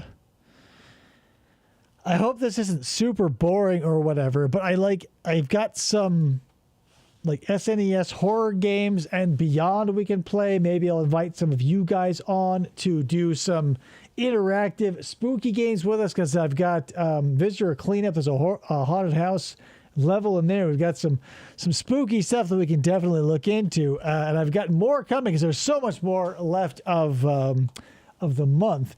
But I've got some Halloween trivia coming too. Oh yeah, we have Halloween trivia coming, so that'll be open for everyone, all and sundry. I mean, you can try and take me on. You won't make it. It's totally fine. I'm better than you and always will be, but that's just something you're gonna have to deal with. But let me go ahead and get this. Let's see our bitch compilation before we go. Prime time, bitch! I've been guarding my gate for a long time, bitch. We'll see, bitch. Bon appetit, bitch. That's maybe my favorite one, the Bon Appetit bitch or Primetime bitch. Both classic. This, bitch. Pick a pet for the rugrat, bitch. Being dead wasn't a problem, but being fucked up, now that's a bitch. Let me handle this, bitch. It's not my fault this bitch is dead on her feet. Welcome to my world, bitch. Die, little bitch. Think you're so smart, huh, bitch? Most of his bitches were in Freddy vs. Jason? Like the last 10 bitches we saw, that was in Freddy vs. Jason. Bitch. You did the...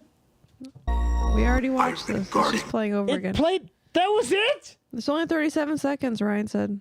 Why did it play again, though?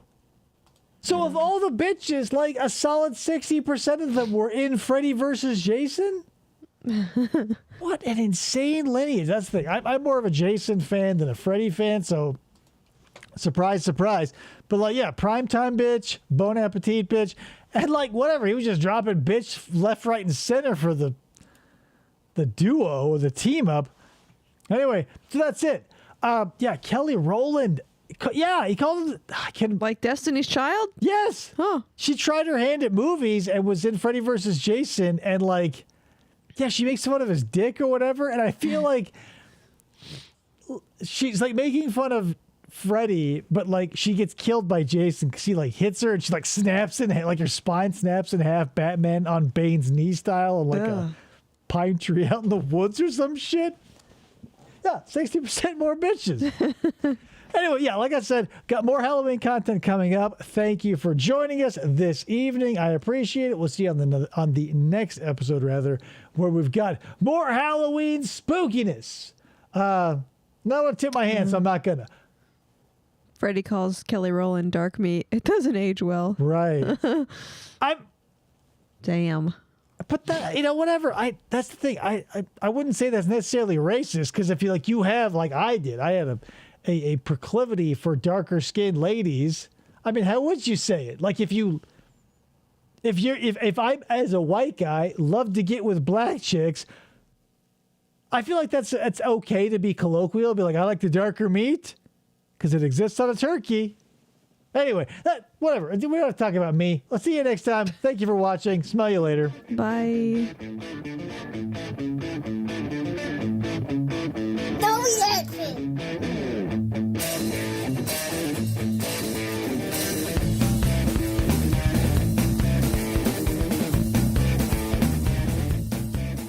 Or they try to...